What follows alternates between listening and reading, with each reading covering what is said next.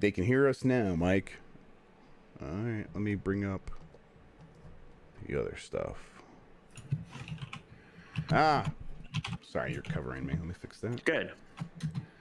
I don't think that's good.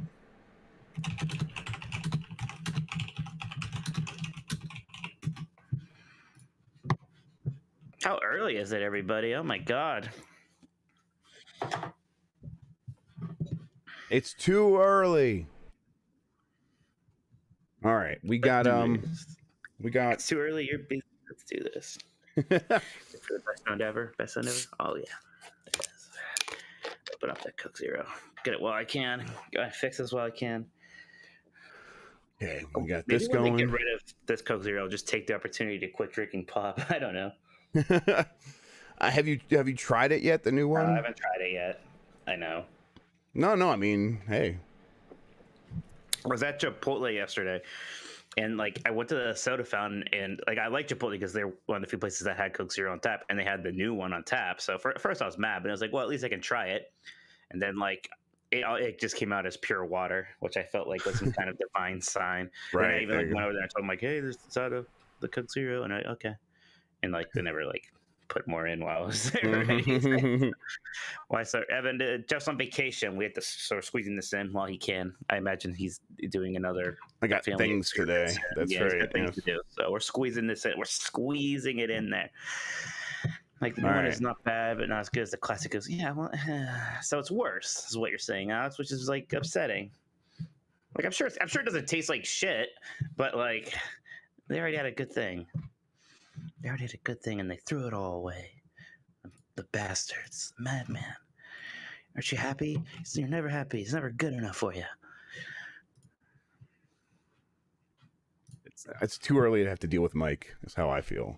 No, hey, this was your idea. This is what you'd get. Okay. Let me bring up that. All right. Cool. Let me just get the Discord questions, and then we'll be good. I'm okay. I'm doing good. Pong Soul, how are you? Diet Dr. Pepper is fantastic, and that's absolutely what I would start drinking more of if they ruin Coke Zero. Dr. Pepper Zero is also like good, but completely unnecessary because Diet Dr. Pepper was already there. So like I don't get it. It's fine. Like it tastes fine. It kind of just tastes like Diet Dr. Pepper. So like sure. Diet Dr. Pepper would never let me down. You watch. They'll find a way. They'll hurt me somehow, like everyone else.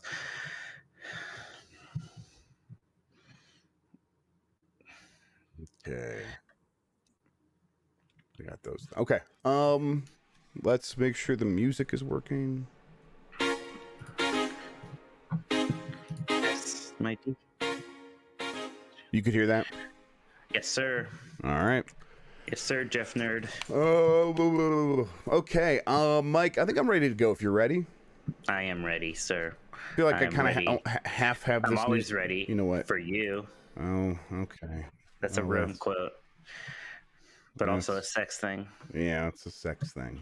In the room. Yeah. Yeah. That's where it's from. Let me just make sure I have the news item here put into where I can find it easily.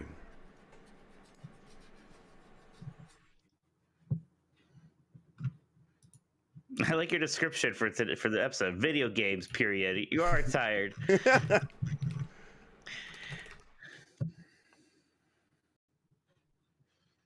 When I did that, I hadn't done anything on the rundown, so I'm like, I'll just put this. It's figure it out later. Wrong. It's not a lie. Unlike the rest of your life. There's that. Okay. All right, let's. Oh, mother effer! God damn it! What'd you do? I just tried to close one tab and it closed the other one. Idiot! Because they were like, fucking blew it. You had your shot somehow. and you ruined it all. They're linked somehow. That's not how it's supposed to work. You dumbass. You're done.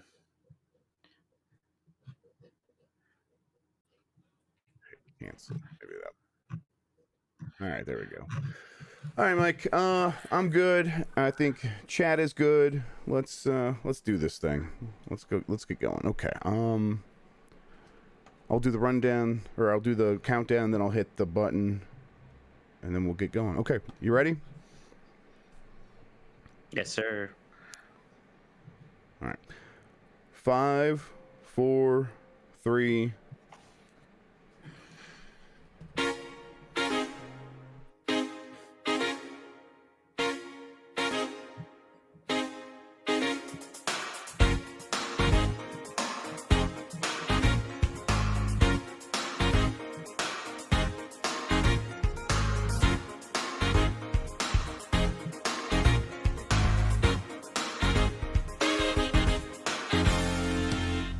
It's the internet. You're busy. Let's do this. Welcome to the Games Beat Sides podcast. This is the podcast where we decide everything on the internet so you don't have to think for yourself. I'm your host, Jeff Grubb. Mike, we're losing a ton of frames. I'm going to have to start over. I noticed. Yep. What's happening? I don't know. Let me see if there's something going on with the thing. Sorry, everybody. Good try. Hi, Matt. Look, guys, Matt Piscatell from NPD's here. Yay. Yeah, I noticed. I was gonna say something. Yeah, remember when this wasn't an issue for a bit and then it came back? Yep, I totally remember. What cartoon is your kid watching now? Humble Leaf, which is actually a good one. It's a good show on Amazon Prime Video. Time to go back to bed. Time to go back to sleep. I wish. Okay. Wow, it's That's just what I'd be completely, doing if I was her. it is I'd just be completely sleeping. just dying on the vine here.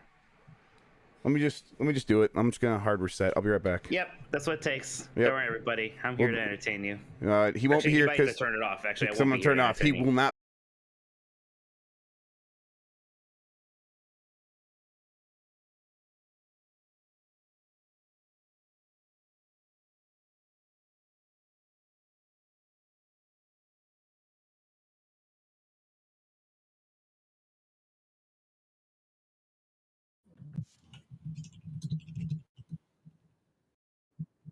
Hello. Hello. I think we might be live again. We'll see if it's good. Seems better. You know what? That's a pretty quick restart for a router, I gotta say. That's nice. Not bad at all. All right. Let's go for it again. You ready, Mike? Yes. All right. Second time's the charm, is what they say. I believe that is what they say. Thanks for your patience, everybody. Yes, thank you so much.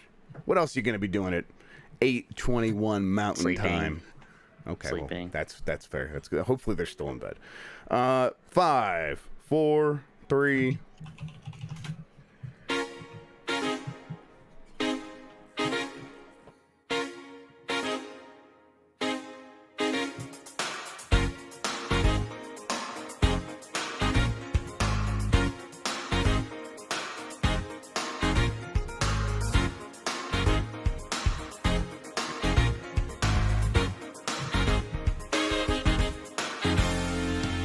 It's the internet. You're busy. Let's do this. Welcome to the Games Beat Decides podcast. This is the podcast where we decide everything happening in the world of video games so you don't have to think for yourself.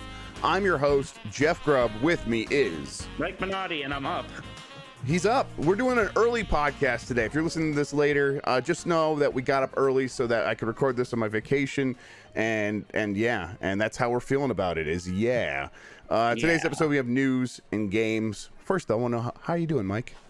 Oh, I'm good. I was at an AEW show Wednesday in Pittsburgh, and they're doing another one tonight. They're doing the first episode of their new Friday show, Rampage, and I will be there. I don't know if you noticed, but there's like the crowds at AEW are obsessed with like JRPG signs. Yes, I've seen a bunch of pictures of people having arguments like via signs. Yeah, there's a lot of back and forth about whether Final Fantasy VIII is good. The newest one was it said even Quest 64 is greater than Final Fantasy VIII, which is pretty rough. That's rough. Can't get behind that. So I'm trying to decide if I want to make a JRPG sign. It kind of sounds like work though, so I don't know. We'll see. You'll see me on camera. I'll be more of a blob, but I'll be wearing a red shirt. You can maybe just barely make me out. I saw me last time, and I have the same seats this time. I will say that if you want to suggest Mike a sign that he has to make, a super chat might be the best way to make that happen. See, so yeah, maybe. I'll be honest though. I probably won't use your suggestion. It's like when people try to like give you ideas for your dog's name. Like you want to name your dog. You don't want some stranger to name your dog. But yeah, sure. We can hypothetically do this. I'm not gonna lie to you though. I won't use your idea. There you go. I'm jealous about how they're better than mine. That I completely feel. All right, thank you everybody for joining us. You get more from Mike and me at gamesbeat.com. If you have something to share with us, email us gamespluspodcast@venturebeat.com or on Twitter at gamesbeat. Let me address this right now. I'm sorry, Jeff. I got to interrupt. Oh no, I know it's breaking news from Mike Minotti.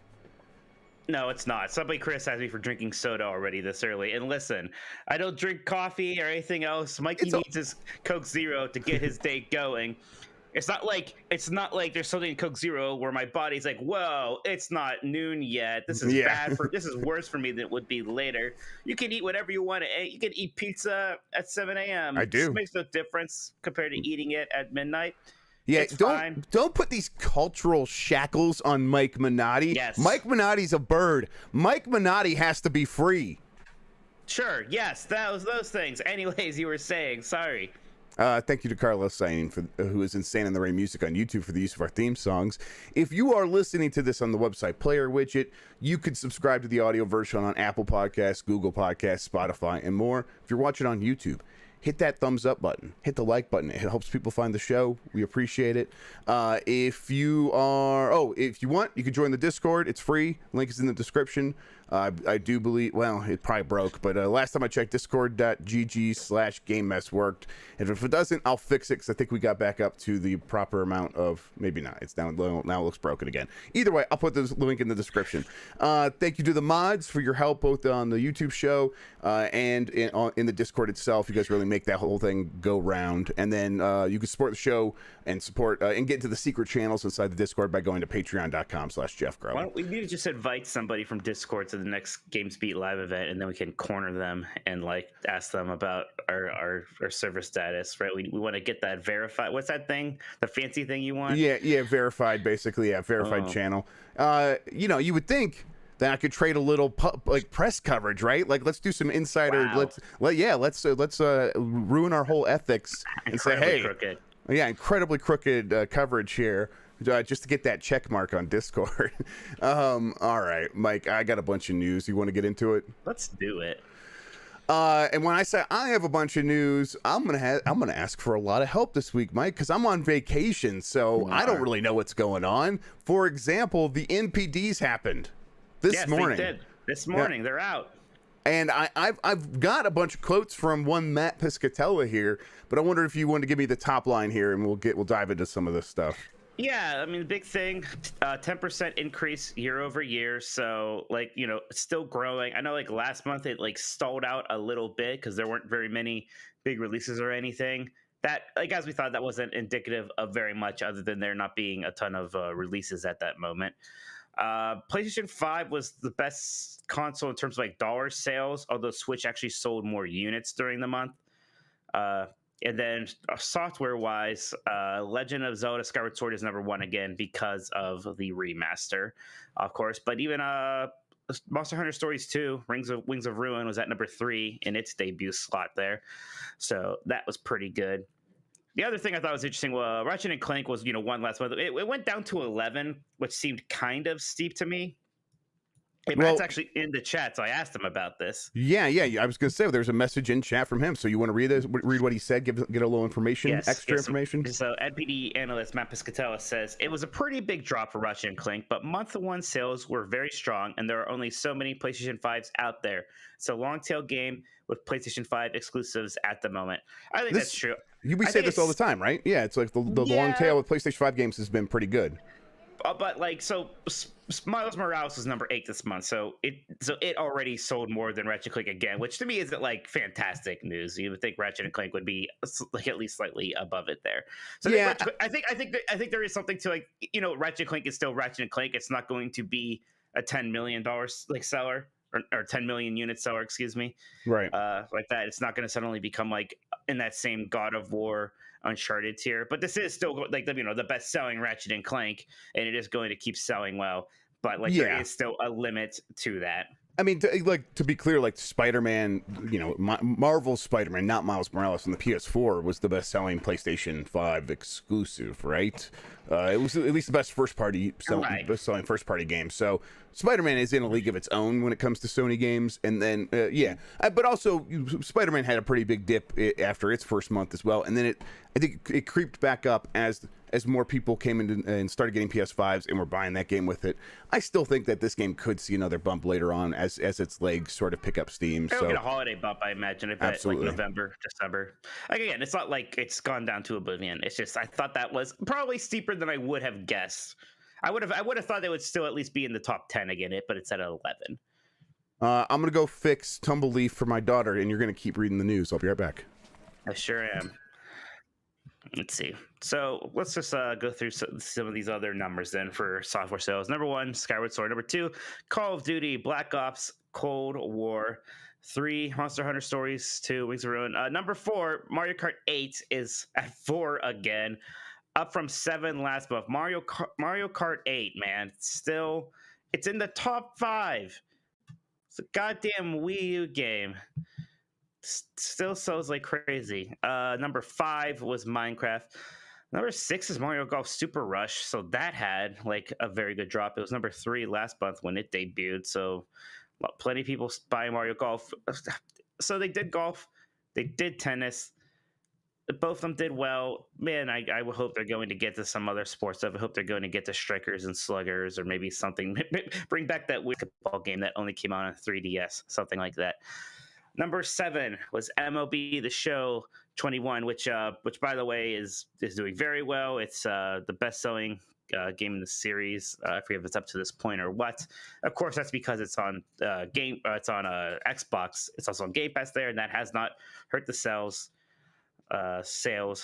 So I think everybody's happy with that one. Number 8, Spider-Man Miles Morales, like I said. Number 9, Call of Duty Modern Warfare. It's still crazy to me how like you always have the newest Call of Duty and then the one before that still. Like there's still that many people going out there and buying the Call of Duty from 2 years ago. That's sure is interesting. I think that's one of the advantages to like we have 2 to 3 studios making these games, because like some people maybe will just like the one the other studio made more and they're gonna go buy that one also, or only buy that one. I don't know. It seems nuts. Number 10, Super Smash Bros. Ultimate. Like we kind of forget about Ultimate sometimes because it's not like quite as insane as Mario Kart 8 just being in the charts every time, but Super Smash Bros. Ultimate is always showing up in there, selling millions of copies, being an all-time great hit. 11, Ratchet and Clank. 12, Animal Crossing New Horizons, same thing.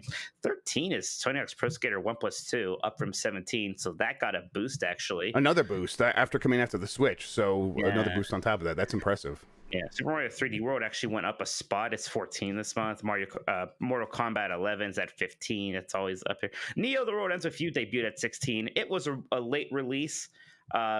Came out like July 27th. Also a niche game, so I think that's about right. That seems pretty good for what that is. May as well finish this up here. 17, Breath of the Wild. 18, Pokemon Sword Shield. 19 is Resident Evil Village, and 20, Assassin's Creed Valhalla. Now, I was out for most of that. Did any of the Olympics games make the list?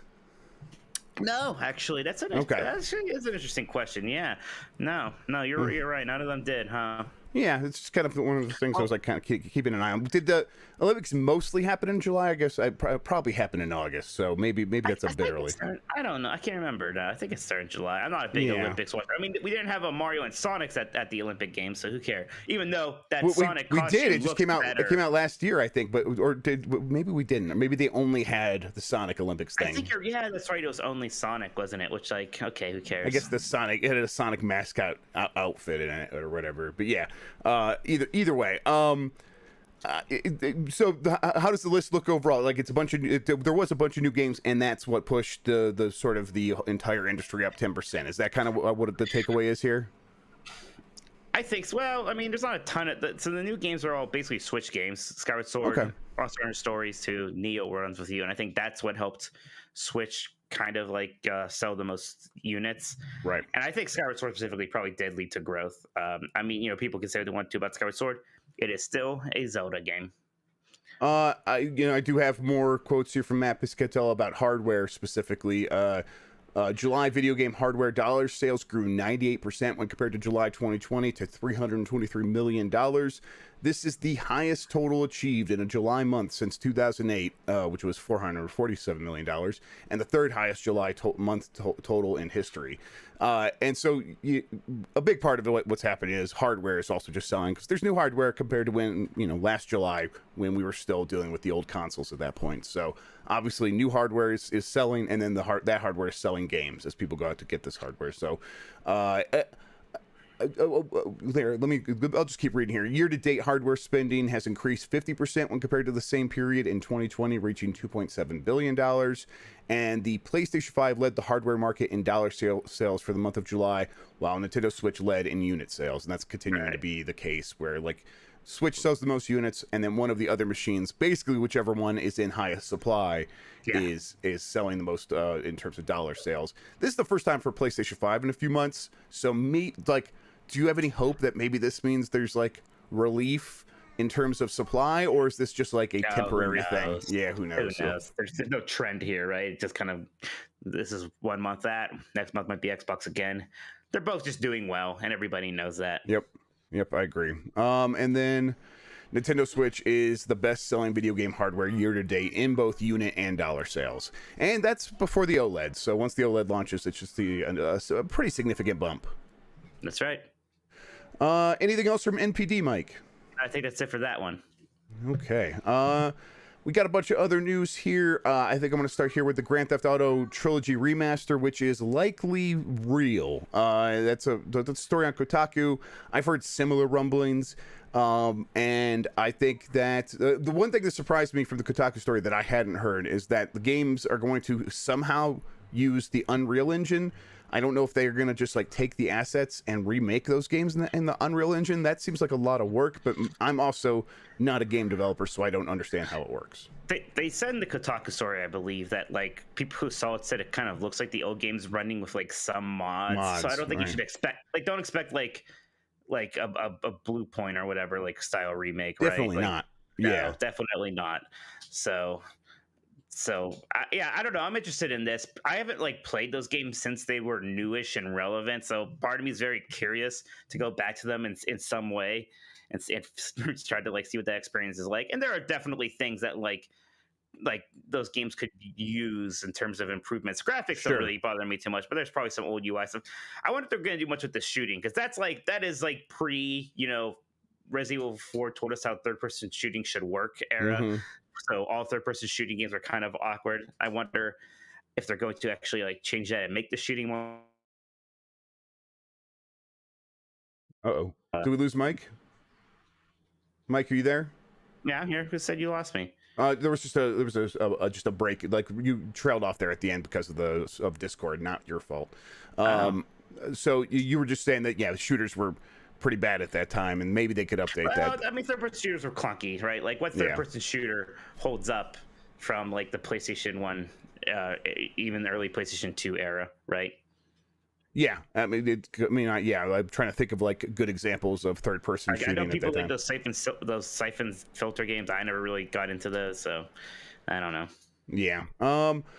But this is it would be Grand Theft Auto 3, Grand Theft Auto Vice City, and Grand Theft Auto San Andreas, and it's also going to come to the Switch, and all of that makes sense. And one of the big reasons we know this is happening is in addition to the reporting and the rumors and all that, is that Take-Two said they have 6 remakes or remasters or re-releases coming, and they right there. Yeah, well, I mean, this apparently, I think this would count as one because it's just it's going to be like a remastered really? bundle, I think. Yeah, I don't know. I feel like if you talk to investors and you want numbers to be bigger, right? Why wouldn't you just say this is 3? I think this is 3 of those. That's a good point. You're right. There might be something to that. But then the other 3 in that case they announced were Kerbal Space Program coming to the new consoles, Grand Theft Auto 5 Enhanced and Extended or whatever the hell it's called, and then the other one was, I can't remember now. I don't have it written down here. I can't remember. Fair enough. Yep. Mike, there was a Nintendo Indie World this week. There was. What happened there? Well, first off, Silksong wasn't there again. Yes. Which was like, each time I'm like, it's gotta be there this time. And like the very end, there's like the one last thing, it's like, finally, we're giving you an update on a game from, and then like, wasn't that. It was like some other game, Eastward or something that I didn't really know about, which looks good. But like, I'm too busy thinking about how it's not Silksong, so I barely even remember anything about it. But like, so yeah, no Silksong. Who knows what's going on there? I'm sure we're gonna see it eventually. It's not like it's canceled. That would be weird. I imagine it's fine. But aside from that, it was a good show. Axiom Verge 2 had a surprise launch. It's out now. I think Boyfriend Dungeon, Loop Hero, like a bunch of things are finally coming to Switch that look pretty good. But yeah, I enjoyed the show. I think there was a lot of things there that are interesting. Did you get to see anything from it? Yeah, I watched it a little bit after it aired, and it was pretty good. It was solid. It's a good indie show. And there was a lot of stuff I want to play. Axiom Verge 2 is what I'm playing right now. It's been pretty fun. And we don't when we don't get those major ones like Silksong or Sports Story, and we didn't really think we were going to get Sports Story, but we did have some hope for Silksong. But even then, I'm not surprised it wasn't there. But even when they don't have that stuff, the shows still tend to be pretty good and like worth your time. So I was pretty happy with that stuff. Eastward does look good. It's just, and when you see these showcases, you're like, I know all these games are going to run pretty well on the Switch, and so that kind of makes it even a little bit Tetris more exciting. Connect. I guess we will see about Tetris Effect. Although if it does run well, I probably will play it for like a 4th time on there. So yeah, be great to have that one portably. Sure. Yep. Before we have our Steam Decks, anyways.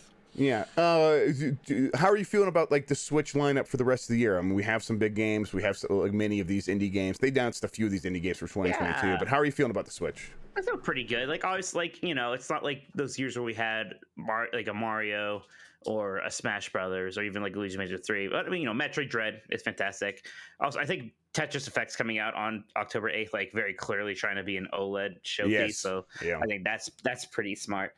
Yeah, I feel pretty good about it. I'm excited for the WarioWare thing. Even that Mario Party thing, I'm more into that than I was like the actual Mario Party game. Because this one's like the nostalgia one. I was like, oh yeah, the maps that I played when I was a kid, that'll make my brain feel good. Yeah, I'm right there with you. Where it's like it seems like a pretty solid. There's gonna be a lot of games I pick up for the Switch for the rest of the year, and maybe even more than any of the other consoles. I guess it's hard to like the Xbox. I'll have Game Pass, so I'll try everything. Like I'll try Psychonauts 2, and I'll try everything else. So, but there's definitely a lot of stuff on Switch I'm very excited about. But speaking of Xbox, they also had an indie show which I did not watch, but only because it was 17 hours long. Tell me about that one. Was there anything there? Jeff, I did not watch this one at all. I thought that it's something interesting. Someone told me about it, and no one's really said anything.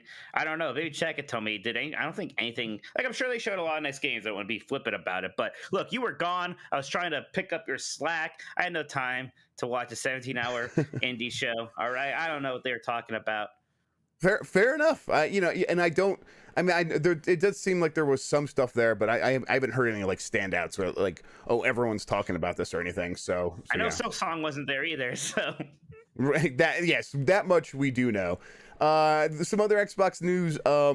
Stalker was announced to be using Unreal Engine 5, which Stalker 2, which if people don't recall, this is the game that showed up at the E3 for Xbox. Is one of the early things, and it looked really good. It looked surprisingly good, and it definitely looked like it was using like Unreal 5 tech. So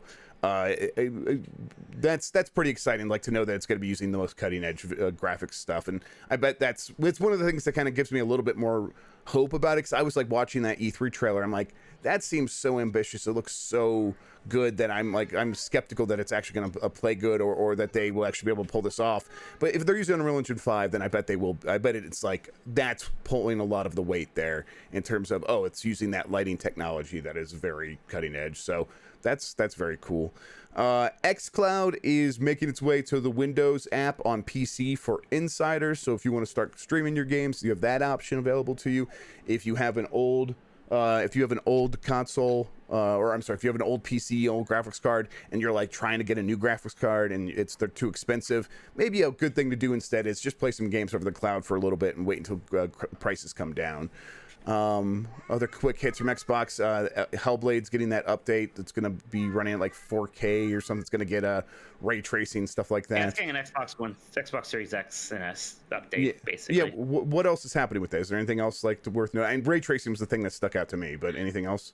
Better particle effects and so on, stuff like that. But yeah, typical stuff for these things. By the way, people were saying the big announcement from the kind of indie show from Microsoft was that Stardew Valley was coming to Game Pass. And hey, if you haven't played Stardew Valley yet and you have Game Pass, you should definitely check that out. Yeah, that is actually a pretty cool deal. Like, that's a great game, and if you haven't played it yet, that's a good reason to check it out. And then QuakeCon is happening. The one thing for QuakeCon I wanted to bring, and that's Microsoft news now. QuakeCon, still very weird. One thing from this I wanted to point out is that they are going to have a Quake panel that involves id and Machine Games, and that's part of that rumor. Or there was a rumor that Machine Games is working on a new Quake, and so this seems to indicate that that's maybe the case. What do you think? Yeah, so I was trying to see, like, does Machine Guns have like a history with Quake that they would be there otherwise? And like apparently they worked on like some, like, I forget, it was a map pack or something for like one of the old Quakes forever ago, which doesn't seem like it would be a good enough a reason. It must be. I'm almost surprised they are going to Quake so early. I'm happy about that. I liked Quake, and it was something they never talked about very much when all like these deals were happening. So yeah, let's bring Quake back. I hope that it's definitely a multiplayer focused thing. I don't think anybody's going to care about a single player Quake game, really. So yeah, but it's like Machine Games. Also, I want them to work on a single player thing. So it's like, it's weird. Well, maybe this is their multiplayer project. Maybe that's kind true. of what's interesting about it for them, right? Because yeah, I mean, otherwise, why not just have them do the next Wolfenstein? Yeah, exactly. So, and we know they're working on Indiana Jones, so they're busy with a huge project, and we'll see like if they have capacity for this as well. Or maybe this is like not I don't know if B team's the right word, but maybe this is what like the people who work on like Youngblood or whatnot usually do. Yeah, right? Maybe. Yeah, absolutely. Okay, you guys can hear her on the xylophone. Your daughter is having a morning. She is not. She's being relentless. Yeah, she's going nonstop. I just changed her diaper and everything. She's asking for me to change it again. That's how relentless she's being. Oh well, okay. She is killing it though. That's some good music over there. All right, Blizzard news, Mike. Can you catch me up on what happened with Blizzard in the past week? More firings. Yeah, big ones here. So Diablo 4, like the director, Luis Barriga was his name. I think it's not here, but so the director of Diablo 4 is gone, which seems like a big deal. That seems pretty disruptive. Jesse McCree, who is also working on Diablo 4 and is the namesake for the character from Overwatch, he's gone. He was definitely in that Cosby Suite picture. I forget if the Diablo 4 was the ones or not, but these are all obviously related to the scandals and the sexual harassment stuff going on there. So, and there was another one. I think it was a World of Warcraft developer of some kind was let go too. So yeah, more pretty big ones, especially Diablo 4. I mean, gosh, I feel like on the investor call they brought out the one of the new co-studio heads to specifically be like, yeah, Diablo 4 is looking great. It's fantastic. I'm like, man, how great could development be on a game that just lost its director in the middle of development? I even asked you this on Grubb Stacks yesterday. I'm like, it seems like that no matter how you shake it, losing a director has to be disruptive, I imagine, to game development. Yeah, so, I mean, it's probably going to cause some problems. I still think they'll probably it probably won't be too noticeable overall, but it's at the very least, like if you are someone who's been reporting these people, it's got to feel like, okay, what do I do now? And that, Right. that's going to cause some speed bumps for sure. I am so Diablo 2 was being made by that classics team that was being run by one of the guys everyone says is awful, and that was shut down after Warcraft 3 Reforged, and then for Diablo 2 it just became Vicarious Visions and the main Diablo team that was working on Diablo 4 for Diablo 2. If I forget if I said Diablo 2, so they were making that. So I imagine Vicarious Visions is going to be lending a lot of help on Diablo 4 now, and maybe the new director is going to come from there. Honestly, yes. I think I wouldn't be too surprised by that, and I think that would give me some hope. I guess I don't know why, but I think you might be onto something there. And then there was go ahead. Well, so people are kind of wondering what's going to happen with Jesse McCree, the video game character, right? And we don't know. So there was a broadcast, like I forget if it was Overwatch League or something, and like the announcers were clearly going out of their way to not say the name McCree. They're just referring to him as the cowboy and stuff like that. So right. I don't know what's going to happen there. I don't know if you could just change that character's name. I mean, there's a lot of people like, that's McCree. He's been McCree for a long time. They don't know about the real person McCree. I don't know. It's awkward. I wouldn't know what to do. I'm glad I'm not in charge there, because there's like a part of me that's like, who cares? It's just the name of the character. But there's another part of me that's like, but if the person is awful and like maybe you've seen that name every time is like a painful thing for certain people. Right. I don't know. I don't know how to go forward with that one. It's weird. It's going to be. There's no easy way to do it. There's not a good fix there. You can't just change his name so they was like, he's going by his real name now, or like Jesse McCree decided to go back to his maiden name. Also, it was actually Jeff all along. He's Jeff the Cowboy. Jeff the Cowboy. A way more powerful name when you think about it as well. So I have a feeling Blizzard and a lot of people are going to stop naming video game characters after employees now. Yeah, that's probably a bad idea, huh? Yeah. And then we do have a note here. Thank you to Canooble for putting the rundown together for us, because I've been busy this week with my vacation. That doesn't make sense, but it's true. There was a shareholders letter. Basically, there was at least some people who expressed that they are still unsatisfied and think that the response is inadequate from Bobby Kotick. So, maybe some shareholders putting some heat on the leadership over at Activision, but they definitely are doing these firings as a way to like relieve some of that pressure. So I guess we'll see how this goes going forward. I still don't think Bobby Kotick is feeling too much heat personally, but we'll see. All right, there's a list of some other news here, Mike. Ubisoft All-Stars Blast. I have no idea what that is. It's another Ubisoft cross. It's Bomberman, actually, which is the weirdest thing. It's like a battle royale style Bomberman game with just different Ubisoft characters so 99 players. The art style is very ugly. Ooh, like good. It looks real bad. You should watch this trailer. I think the trailer has a massive amount of dislikes. It is incredible that it's just Bomberman, by the way. That's something. That is weird. Yes, you could play as Rayman, or like Sam Fisher probably shows up here. Altair, a rabbit. It looks pretty bad. But is it just a mobile game? It's a mobile game. Yeah, I should have said it. It's a mobile game. Man, I mean, it is incredible. It is literally Bomberman. Like, there's no shame there. Like, they look like the same. They look like what is the Bitmojis or whatever? Yes, you're right. They look like that's hideous. Yeah, it's pretty gross looking. What is this dislike ratio? What is going on here? It just took over. It went full screen on me. Oh, is it because am I playing it?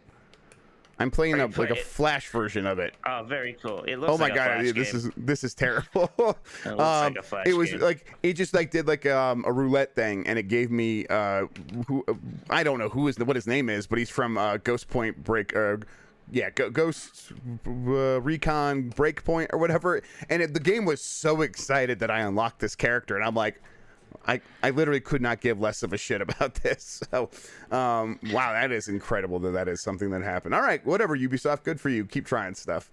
It includes characters from a game called Hungry Shark Evolution. What the hell is Hungry Shark Evolution? I have no idea. Heroes of Might and Magic? Are you kidding me? Heroes of Might and Magic people in here?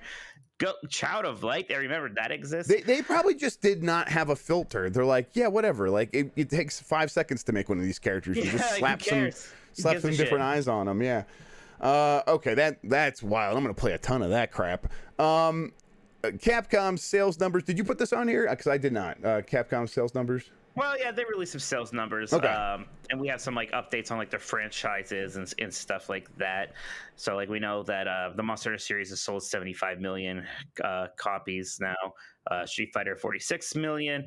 Mega Man 37, although that's over 158 game releases. Mm-hmm.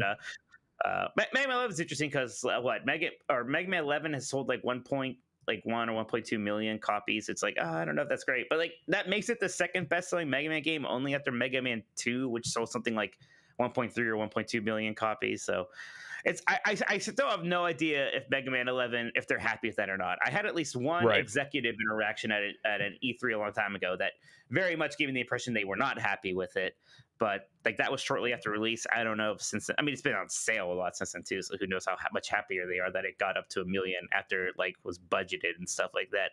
So I don't know. Devil May Cry has sold 24 million units. Resident Evil, I think, is the top one here, 117 million units. So that has 146 titles released. That's a lot. Yeah. So what do you think is the best selling Capcom game of all time, Jeff? Oh wow! I'm gonna put you on the spot. Yeah, let me think here. Stupid you are. Let's see. I'm gonna say Monster Hunter Tri. Well, okay, you're on the right path. I don't know why you went with Tri. I don't know why either. I don't know why you went with the series before it was popular in the West, you idiot. But yeah, Monster Hunter World. Monster Hunter World. What's wrong with you? Shut up. I love setting you up for failure and then making fun of you relentlessly. That's very good. Yeah, being popular in the West makes a lot of sense. For some reason, I just thought like one of the Vita games sold very well, and that was a very dumb thing to think. That was not. Yeah, what the hell? Okay, let's see here. I don't think there's enough Vitas in the world to make a Vita game any company's best-selling game. Right? What? Yeah, that was maybe one of the dumbest lines of thought I've ever had. Listen, vacation brain, everybody. Apparently. No Man's Sky is turning 5 years old. I saw that there was a No Man's Sky 5th anniversary trailer. I haven't watched it. Did they announce anything with this? Nothing that I know about. Okay. I mean, there's a lot of people like, I should go back to No Man's Sky. I'm like, nah, I'm good. Yeah, you are not going to... Even if that game reaches its ideal form of what I played, I still probably would not be interested in it. It's just not my kind of game. And then Keeley's Gamescom opening night live. Xbox, I think, is going to be participating in this a little bit. We're expecting some news, but not. I don't think I'm expecting anything super. We're not going to be seeing Kojima's game here. I don't think we're going to see Kojima's game here. I don't think. No. Have you been following up on the newest stuff going on with Abandoned this week? I barely even understood it. Apparently, that app was supposed to release a trailer, and then it did it, and it broke. And they're offering excuses, and a lot of people like these excuses don't make sense. I don't know. Why don't they just release a goddamn trailer on YouTube? I don't know. Well, they want it to be like, it's actually running on your PS5. And I'm like, well, then I'm just not going to watch it because that sounds like a lot of work to watch a trailer that really in the end doesn't feel any different than watching it on YouTube. I saw a timeline of events of this studio and problems they've had going back to 2015 and excuses they've made, and I don't know, a lot of this stuff could be fans being weird and could be people are just trying to put it in the worst light possible. But even if most of that stuff is true or half of the stuff is true, it does seem like the studio is a bit troubled in terms of actually delivering on its promises. Like a little bit of a Peter Molyneux situation where they say one thing and then they actually never end up delivering on it, and they have to come up with excuses for a long time, and then people just forget. So you think Sony's regretting highlighting them?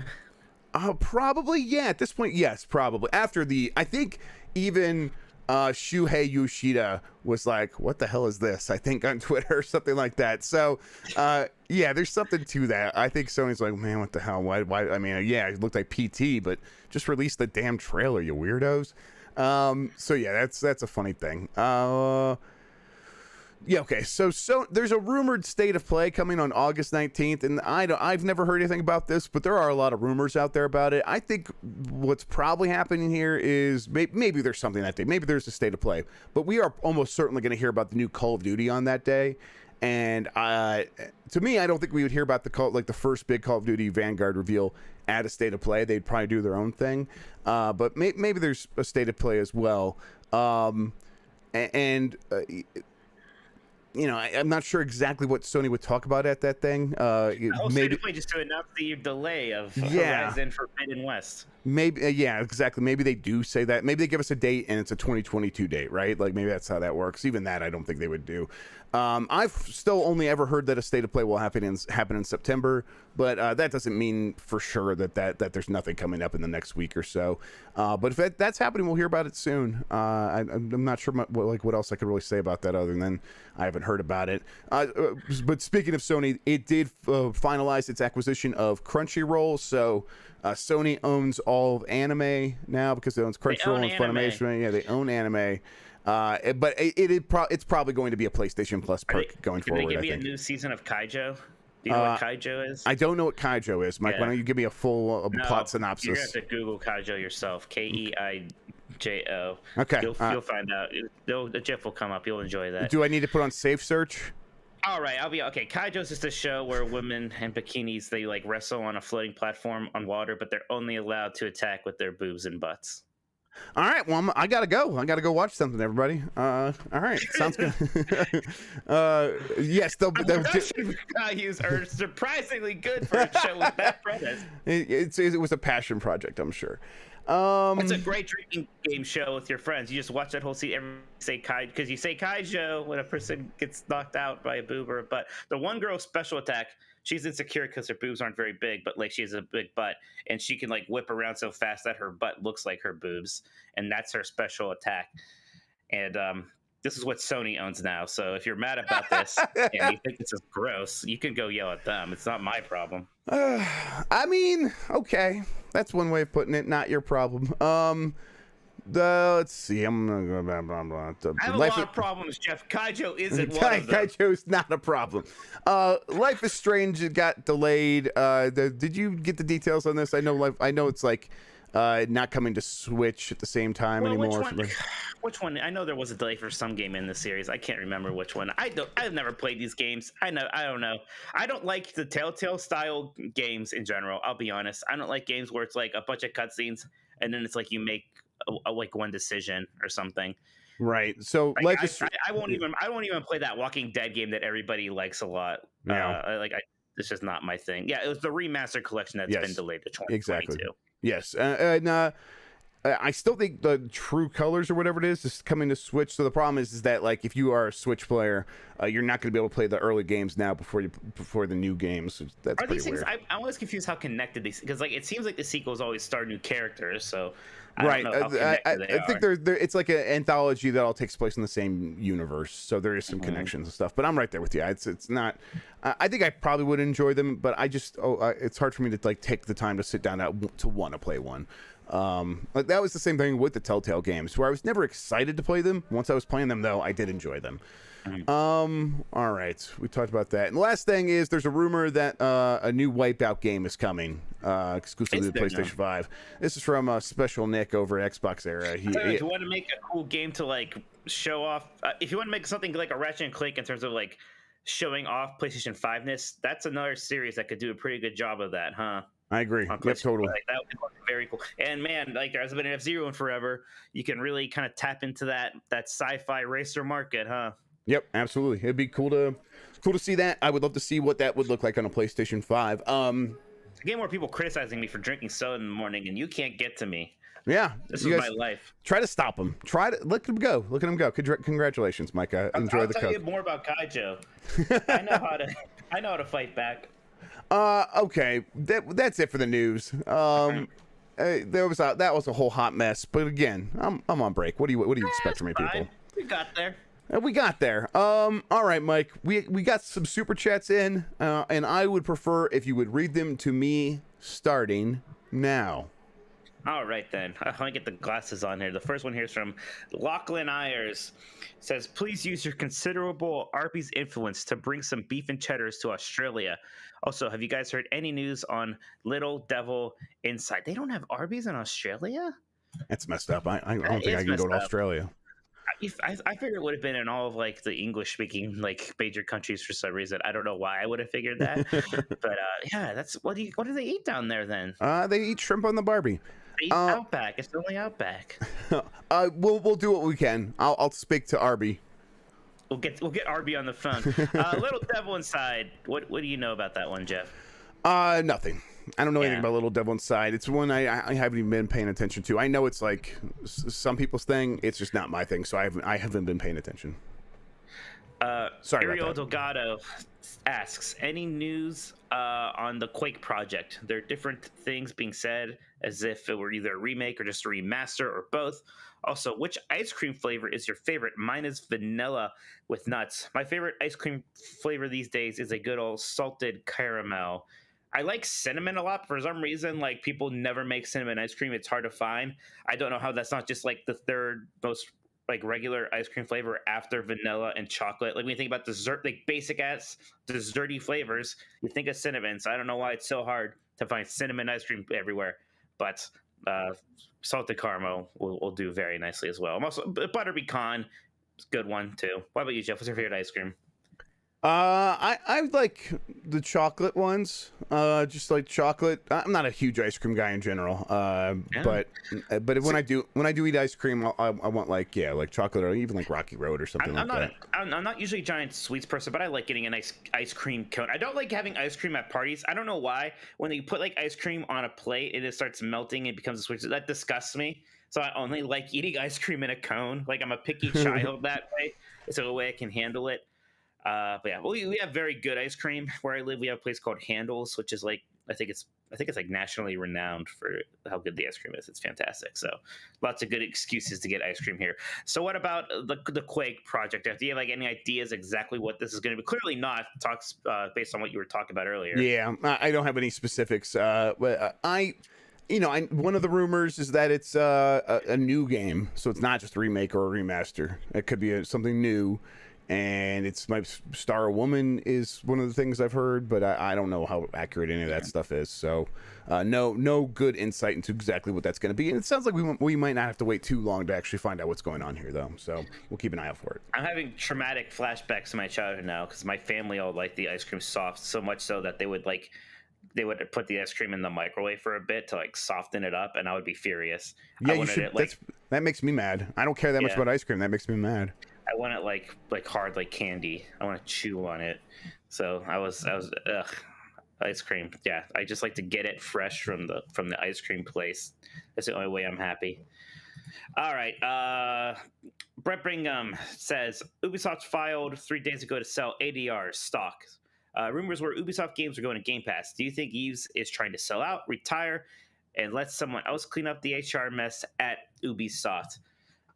There's a lot of reasons to sell stocks. So I don't know if it necessarily leads to that. What do you think, Jeff? Yeah, I don't know exactly what his compensation package looks like. A lot of executives, have smaller salaries and make most of their money from stock. So he might just be taking profit, basically. He might just be saying, okay, I'm going to go on a trip and buy a castle. So I'm going to go sell some of my stock and use that money to make the purchase or whatever. With all that sweet Bomberman knockoff money he's got, he's going to be buying every castle in Europe. I got to get all these skins for this Breakpoint character. Yeah, exactly. So yeah, I'm probably not going to retire. I think it's still too early for that. I mean, I get like the idea of like letting someone else clean up the mess, but Yves Guillemot, the Guillemot family does not strike me as the people that are going to leave without a fight. So they're going to kind of keep trying to make this happen. So we'll see. It might be better if they just left, but I don't think that's what's happening here. Kung Fu Hot Dogs. First, he says, "Hi, fellas. I'll have to see Free Guy shortly." I wonder, like, I feel like I'm hearing good buzz about Free Guy, but it's hard to tell if it's completely manufactured or not. I think it's like one of the better reviewed game related movies. but Okay. what does that mean? So I only realized recently too that Free Guy was like that title was referring to like what people call an extra life. I'm just realizing that most people did not realize that, and it's like kind Yeah, of freaking me out a little bit. I'm shocked because I thought that it must be a regional thing, but then you said like, oh yeah, we say Free Guy all the time, and you're from Ohio, so I'm Michigan, Ohio, but yeah. Yeah, I never heard. It was always just extra life. Never. It was never anything guy. It was never extra guy, free guy. We didn't call the what. We never called those guys. That's a weird thing to call it. It was early. I You definitely sound remember like an old person. Is what I'm saying. You're out of touch, and you should feel bad. Well, and I'll say in my defense, it was primarily my older brothers who I think were more in the grew up more in the arcade, and we almost only used it for Super Mario Brothers when we first got the Nintendo. So you got a free guy there, and then after that, it was like One Up or an Extra Life. It went away pretty quick, but we said free guy like when we were transitioning from arcade culture to home console culture, and that was just my house. So can I speak for the region? It's like widely. It seemed like a lot of people in the Midwest did also say like, yeah, we said free guy, but not everyone would. Why don't you run a poll? Yes, ask if that's a good idea. I'm gonna get destroyed here, but yes. I don't know how you want to phrase it, but something about is extra guys a legitimate thing to call them? Is that a normal? I'll just say, did you ever call? Yes, there you go. I certainly never did. Yeah. His actual question, by the way, is why are shareholders and staff who work in entertainment never fans? This feels detrimental as a model. I don't know if they're never fans. Shareholders, I mean, yeah, like people in speculation often don't care. They're just people who care about money and are chasing a trend. Staff members, I think a lot of times they are fans or they are at least invested. And there's like arguments to be made for not having super fans work on games sometimes, because sometimes that almost can be like that could cloud the judgment a bit too much. I don't know. What do you think, Jeff? What I think is our audience is very young, because almost no one is saying they called it a free guy. Okay, so no one knew what they were talking about. I didn't know that was even. I didn't realize what they were going for with the name of that movie. Yeah, I'm not. I want to make it clear. I'm not defending the use as the name of the movie, because it does sound like a very old person thing. It sounds like someone who has heard of video games writing a movie, and it sounds like the person who would call a place like who just call every video game system a Nintendo. Right. When I was growing up, it definitely sounds like that. I think it's probably the case. That doesn't mean the movie's going to be bad, but I think the term free guy, making the double entendre there, was a stretch. I totally got it. I'm like 1 out of 10 people who got it, who's into video games. So like it's just not a good use of that term, I think. So yeah, that's true. If most of us were like, what? Oh yeah, right. What about the question, Jeff? Answer the goddamn question. So to answer that question, most of the like you got to keep in mind that when we're talking about investors or analysts, the people that we're hearing from the most are just professional money managers, professional analysts, and that their day job is to read about money all day and read about stocks and read about a bunch of different stocks. That said, like there clearly are some who are fans and care about games, but they are few and far between, and it's just because it's not their primary interest. It's not their primary job. It's also like they might be fans and not like feel a need to tell us a lot of times too. True, exactly. Right. Yep. Like there a lot of times when we're hearing from them is because they're talking about numbers or talking about like a trailer or something. They have to be like, by the way, when I was 10, I beat Mega Man 7 50 times, so I'm a big Who cares? Don Otaku says, finally caught your stream live. I love the show, but I've always just wanted to say that Arby's is disgusting and should be shut down. That is well, you are not welcome back. I was considering giving your money back, but I couldn't figure out how to do it. So instead, I'm just going to use your money to eat Arby's. Yeah, there we go. Yeah, we're going to keep them extra afloat. Yep. So done. Thank you, Don. Thank you. Kevin S says, hello, do you think we are getting Grand Theft Auto 6 in 2024 or 2025?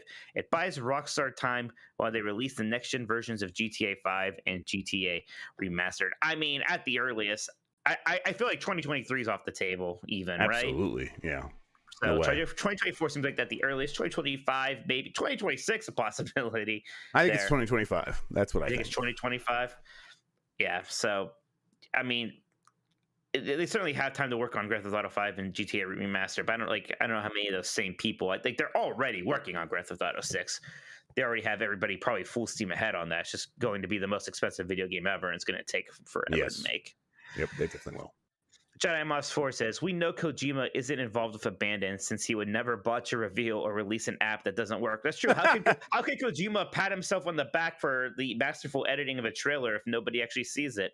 Yeah, and that's that is maybe the best evidence right there, what you just said, that he would not release it as an app. He would just want to release it as a movie, as a little video that you watch, because he loves editing video. He loves movies too, like even even the bad ones these days. He loves it all. Yeah, and so he like edits the trailers himself, so he would want to release it as a trailer, as a like a classic style trailer. So I'm totally 100% like saying yes, that's a really good piece of evidence to show people. Although if you haven't been convinced already that he's not involved, you're probably still like too far down that rabbit hole and too far gone. So whatever.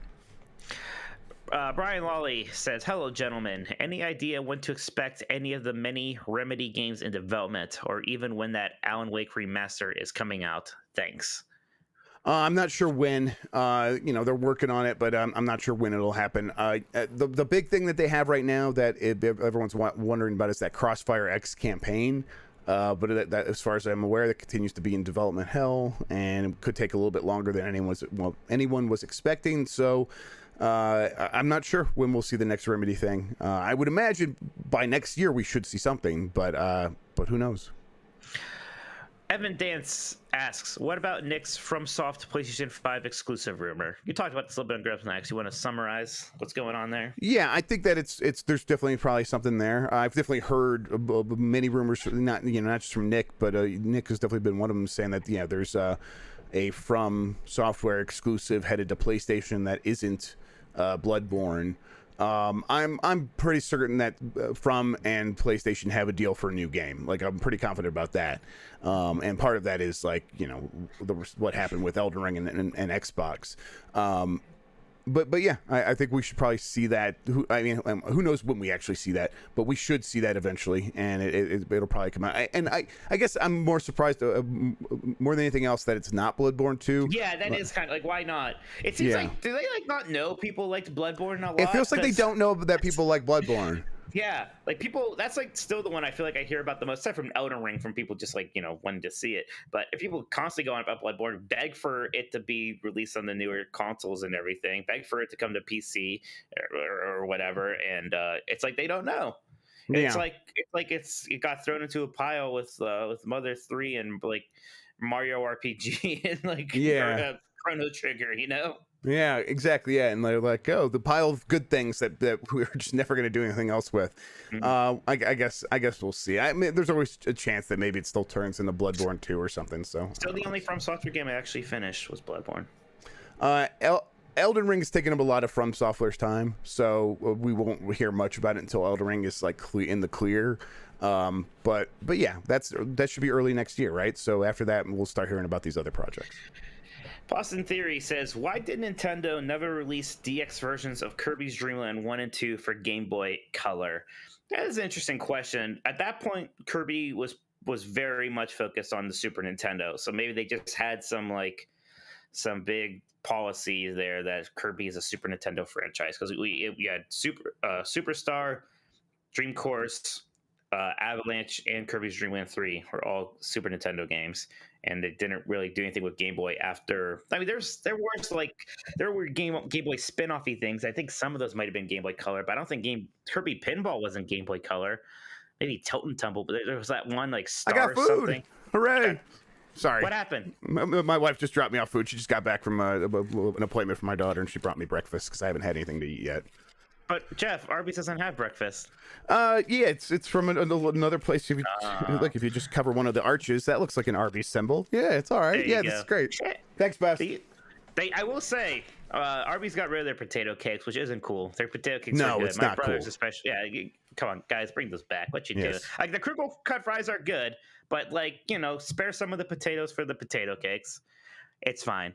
So Jeff, do you have any thoughts on there never being DX colorized versions of Dreamland 1 and 2? And please don't talk about how Game Boy Color isn't a separate platform for the Game Boy, because I will just drive over there and steal your breakfast or I something. wasn't going to bring it up until now, but okay, no.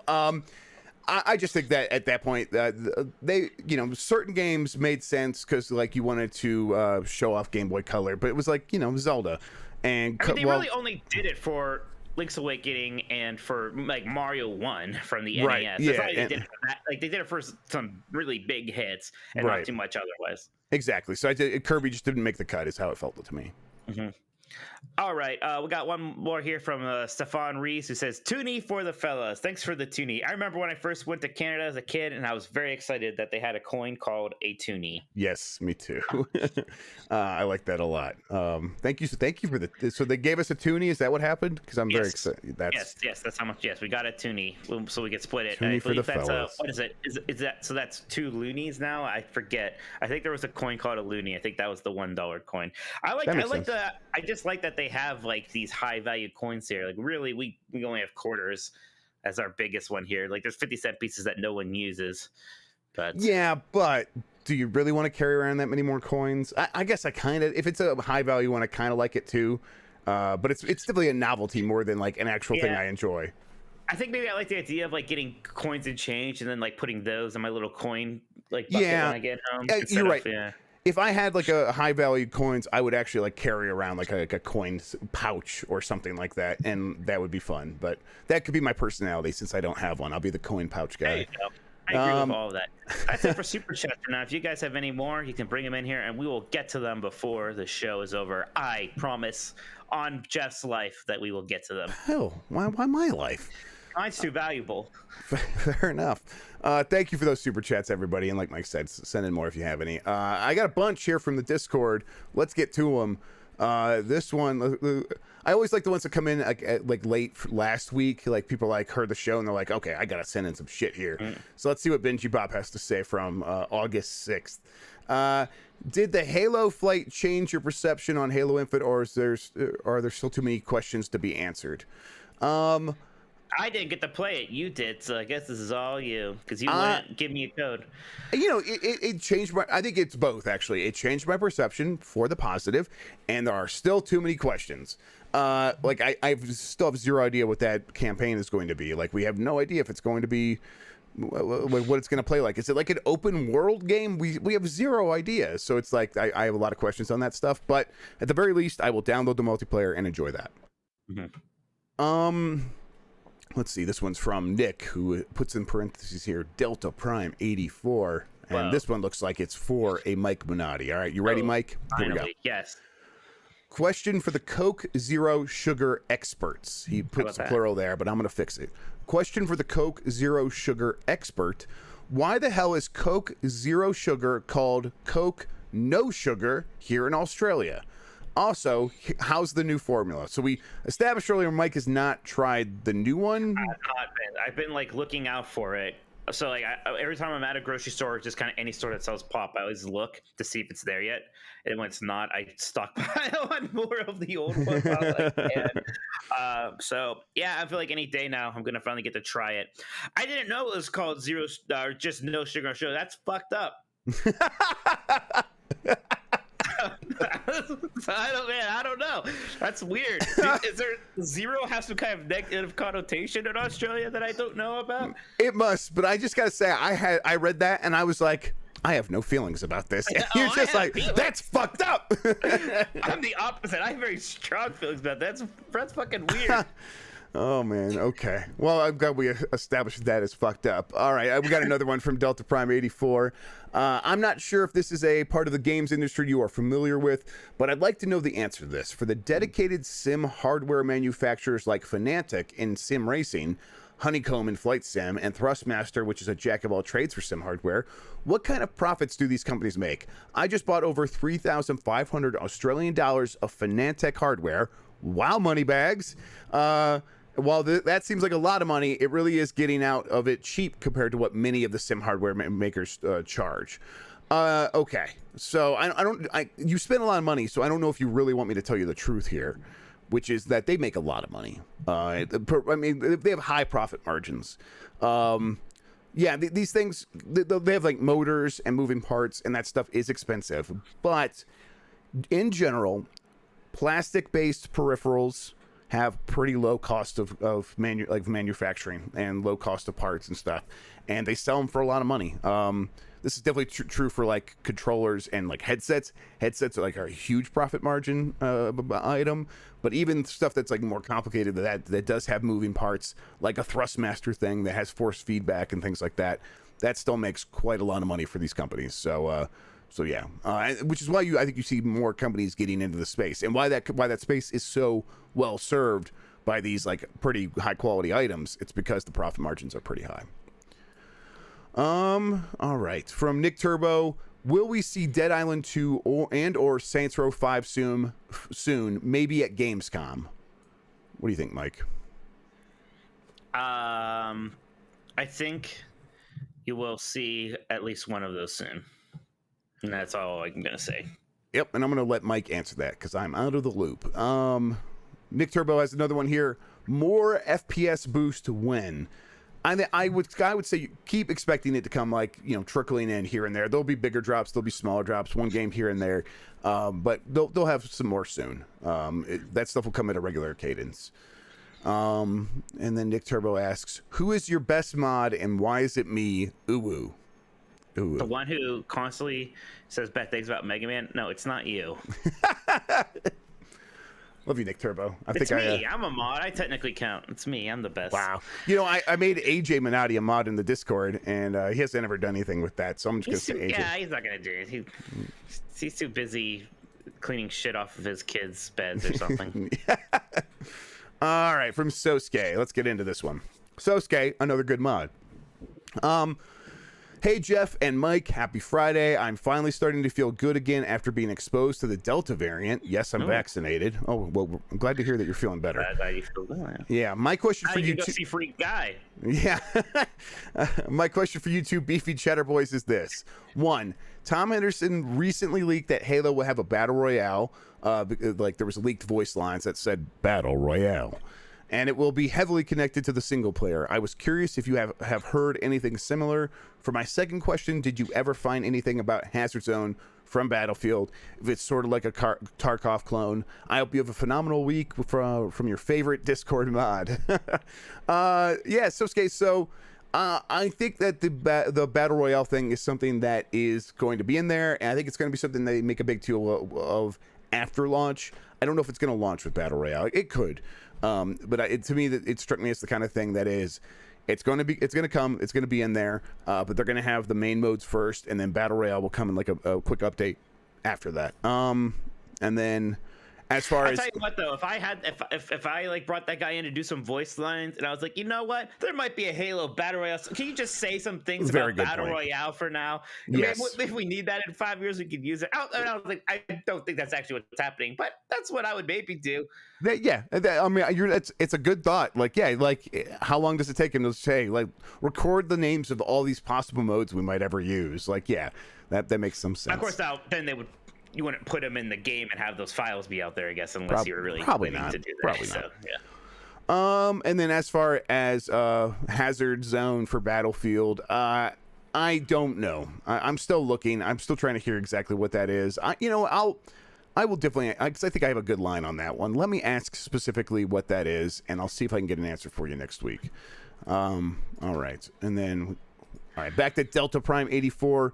Hey, Jeff, how is your Captain America Anda seat holding up over time, and how are the ergonomics of it? I'm asking because I need a new chair. So I'll say that let me lean over so people could see it. I still really love the style. I'll say the materials are holding up very well. I think the ergonomics are good, except for I wish the armrests moved a little bit further back, so that when I really need to scoot into my desk and kind of get over my keyboard and stuff, it was a little bit more comfortable. But you could if that's how you like to sit, you could always take the armrests off and I'm too lazy to do that. But overall, I really like it. It's really a comfortable chair when you actually need to sit up straight, like this. Like this is actually way more comfortable than you think. And the best part about it is when I get sleepy at my desk, because I'm an old man, I can lay it all the way back, and it's heavy enough that it doesn't feel like one of those chairs where, like, if you lean back, you're going to fall over. So I really like that because I actually do feel secure. I never trust a chair that much. Right, and that's how I felt too, and I'm like, but this one definitely is like heavy enough that it's like that's no problem. I always have it locked. I never allow it to let me lean back too much because I'll hurt myself. Yeah, it's good. Okay, it's the Captain America chair is often sold out though, so it could be a pain in the ass to find. But if you actually follow my wife, who is Daily Delivery 5 on Twitter, you can actually see when it's in stock because she always posts it. Let's see. Benji Bop says, "Good morning, Jeff, Geoff, Grubb." It's fucked up, man. And Mike, Gold Saucer, and Disney collab win Minotti. Yay. While it was nice that SOC Investment Group wrote a scathing letter about Activision, does it even matter? How much will it take for Activision to finally feel the heat and make more sweeping changes? Thanks as always. Have a great weekend.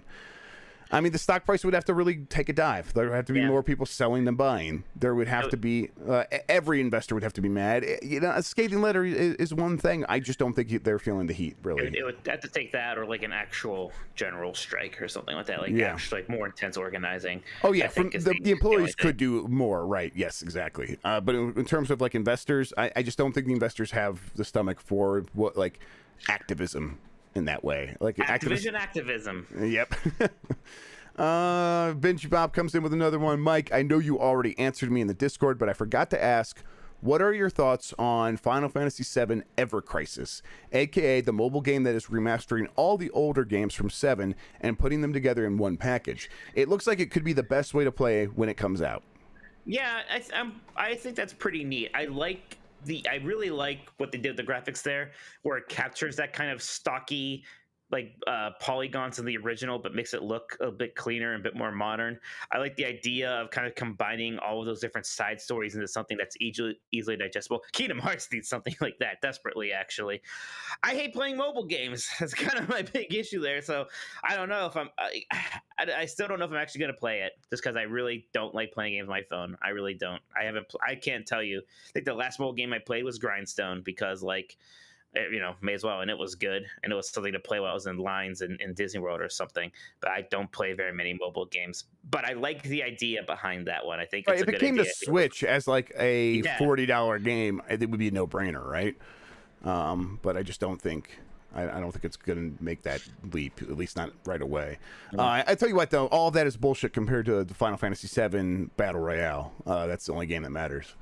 Man, did that like come out? I know it had a beta. I think it's still in beta or something. I wonder if people liked it. I think I could have played it, but again, I hate playing things on my phone so much that like I just didn't get around to it. I pre-registered for it, but I don't know if like it ever actually opened up to me. I guess I could check. Okay. From Epic Open World, there has been talk on the pod about how long it will be until the next Fallout. Why not do what EA is doing with Dead Space to Fallout 3 or New Vegas? Sure, they are open world games, but they are small compared to today's standards. All the quest and writing is done. Just make them look and feel like new games.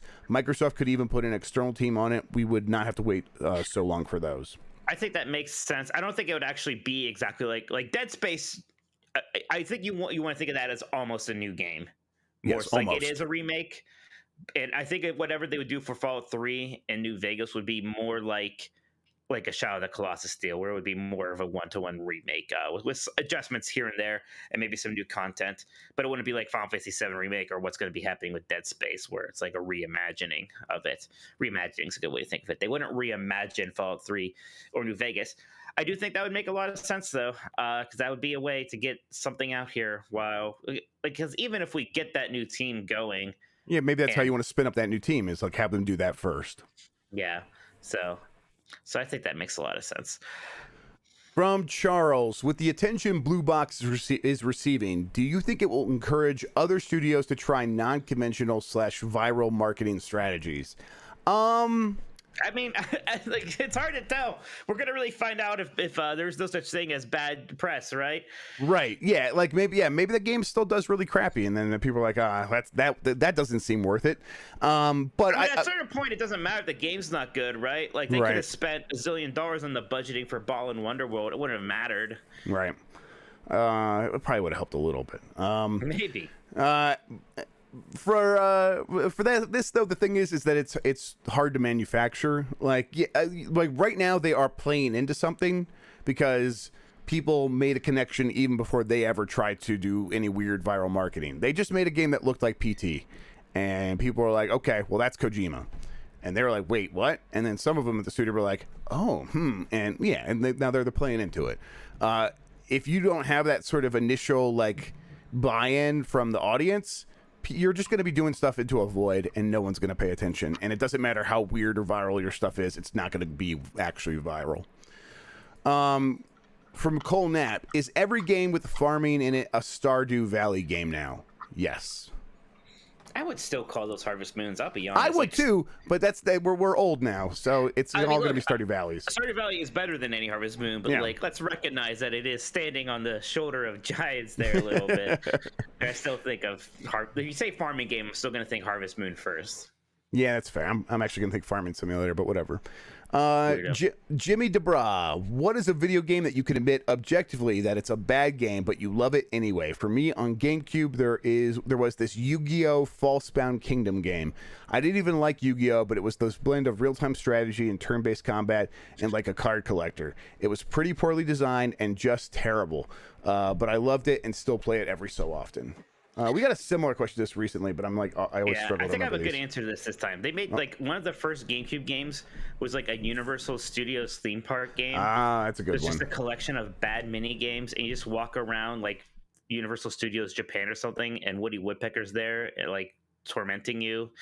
And it's you like pick trash off the ground for some reason, and it's like no fun whatsoever. But I just like games where I walk around a theme park. Jeff, I just really like theme parks. I just think it's kind of neat, so I could still like enjoy that game in some weird way. Yeah, I'm like, the problem is if I hear a game is like really bad, I don't even try them, Right. or at least when I was buying games, that's how it was. But I guess, you know what? I guess let's go with Flappy Bird. I love Flappy Bird. I think some people would say it's bad. It's a good game, but I think it's a good game. That's the problem. It's like I defend these games, like Jet Force Gemini. I think a lot of people would think that's a bad game, but I don't think it's actually bad. I think it's just it has weird controls. See, your answer's not as good. A lot of people like Jet Force Gemini. Your answer's no, I know. That's what I'm saying. My answer's not as good. Absolutely, I don't think I have a good one for this. I'll think about it, Jimmy DeBra. What about SteamWorld Dig 2? You like that garbage? All right, well, that does it for the show, everybody. We'll see about next week. From Jimmy DeBra, as two people who presumably got into video game journalism because of your love of games, how has video gaming become your job affected your ability to enjoy playing games from an enjoyment perspective compared to playing them for work? I could see it being frustrating having to play a game you don't want to, but need to finish for a review instead of playing what you want to play, for example. I got into it for the money. Okay, I don't know how I'd go back to a life where I was just like playing games for fun. I think that like I'm like afraid of what that life looks like. The reason I got into the job is because I wanted a reason and an excuse to keep playing video games all the time, and I wanted a way where like maybe sometimes I'd get free video games. Like that's like legit like what I was thinking. I'm like, man, I love video games a whole bunch, and I want to like make it my job so no one can yell at me for playing games all the time. But when I try to just sit down and play a game for fun, it does always end up feeling at least partially for work. Like this is something I could talk about. But what I've decided is that doesn't bother me so much. And I'm just kind of like saying, hey, I'm still enjoying my stuff. I still enjoy most of these games, and even when I like play Balan, like I found ways to enjoy that. I'll stream it, and people enjoy watching me play a bad game, and that still works for me. So that's where I'm at with it. Yeah, it only gets rough if you're like if there's some kind of deadline and you took on too much. Like I think I said I got a little like burnt out when I was trying to do the Ace Attorney Chronicles and Neo: The Road Ends With You, but like there's also. It's very true, frankly, that it's never worth it in terms of like writing reviews and getting out on embargo is not going to really ever benefit us very much. Right. Like, that does not turn into money in any way. They will only ever get so many views anyways. It's like I almost hate, like, as the reviews editor, being like, reviews aren't that important, but it's certainly not worth making yourself miserable off hours for. So I'm always just like, look, if you don't make the embargo, you don't make the embargo. It's fine. From Delta Prime 84, hey Jeff, can you please add Motorsport Games to the list? Motorsport Games is a subsidiary of a failing Dead Tree media company called Motorsport Network that has been buying up every sim racing developer and real life racing league license they can get their hands on. Hopefully it's just a smart business move to keep a company alive, but it smells even more fishy than Embracer Group to me. I'll look into it. I have not heard about this even, so I'll look into it. I'll add it to the list. Yeah, that is. How many more of those games do we need? Aside from like what Forza, Project Cars, is that still a thing? Yeah, it definitely is. But like what Codemasters now at EA is like, you think that's the big one, but if they don't have all of the licenses, then I guess this Motorsports Games does. Okay, I'll look into it. All right, so you got one here from Low Rule. If Breath of the Wild 2, Elden Ring, Starfield, God of War Ragnarok, Horizon Forbidden West, and Pokemon Legends all deliver, could 2022 go down as the best year ever for gaming? I think there's a chance, but I don't think so. I think 2023 and 2024 have a really good chance of that, though. 1998, we had literally like Ocarina of Time in like Metal Gear Solid 1, Half-Life 1, Grim Fandango. 98, I remember being ridiculous. I think 2003, 2004 were also pretty nuts. Pretty recently we had that. At least it was an incredible year for Nintendo when they had Breath of the Wild and Mario Odyssey the same year. I don't know. I think a lot of stuff's going to get delayed too in 2022. So who knows? Yeah. I know you said if they come out and deliver. 2007 had Team Fortress 2, Super Mario Galaxy, BioShock, Halo 3, Portal, Call of Duty 4, Crisis, The Witcher. Okay, we're starting to go down. Yeah, Mass Effect, God of War 2. 2007 was pretty good. 2007 was another very good one. I think maybe I'm showing my age, but I think 98 is still my Pokemon Red and Blue came out in the US. Right. I remember too. Like 98 was bizarrely intense. I think it has a chance to be one of the very best years, but I think 2023 is actually going to end up being that, because I think Mike's right. A lot of these games are going to get delayed, and 2023's got just so many games from Xbox. It's like if Xbox has a really good year and PlayStation and Nintendo like deliver on like what they normally do, that feels like it's like a recipe for a massive success. I mean, so like 98, 2007, and even 2003, like those are all just a couple years after. Or a couple, like 2 or 3 years after console generation started, right? Yep. So 2022, 2023, like it all lines up again. It lines up. It makes sense. We are definitely like right now. 2021 is definitely like one of the years where Middle Earth, Shadow of Mordor won Game of the Year and stuff like that. Where it was like it's a fine game, but it's like clearly it won because there wasn't a lot of other stuff happening. Or like Dragon Age Acquisition year, or whatever it was. Yeah, Dragon Age Acquisition is that year. I always think of like that would not win. Like not that that's a bad game. It's a good game, but like Game of the Year, geez. Yes, exactly. So we're in that year right now, and in the next couple of years, it's going to get very good. From Wildfire Alex. Obvious a question that will get answered before mine comes up, but what's going on with those GTA Trilogy remakes? Will they be multi-platform, and will they possibly implement any sort of online component? God, I hope not. They will be multi-platform. It's like it's headed to Switch, so yeah, it's going to be on everything, I think. But yeah, that's a good question. Like, will they try to make it implement this with GTA online in any way? You would almost imagine GTA Online would just get some like retro-inspired items added to it, and maybe you unlock some of that by buying these. Like, I don't know. Otherwise, like maybe there'll be like leaderboards and stuff like added to GTA like 3 Vice City. But I don't know how online. I don't think it's going to be like multiplayer in those games. Right.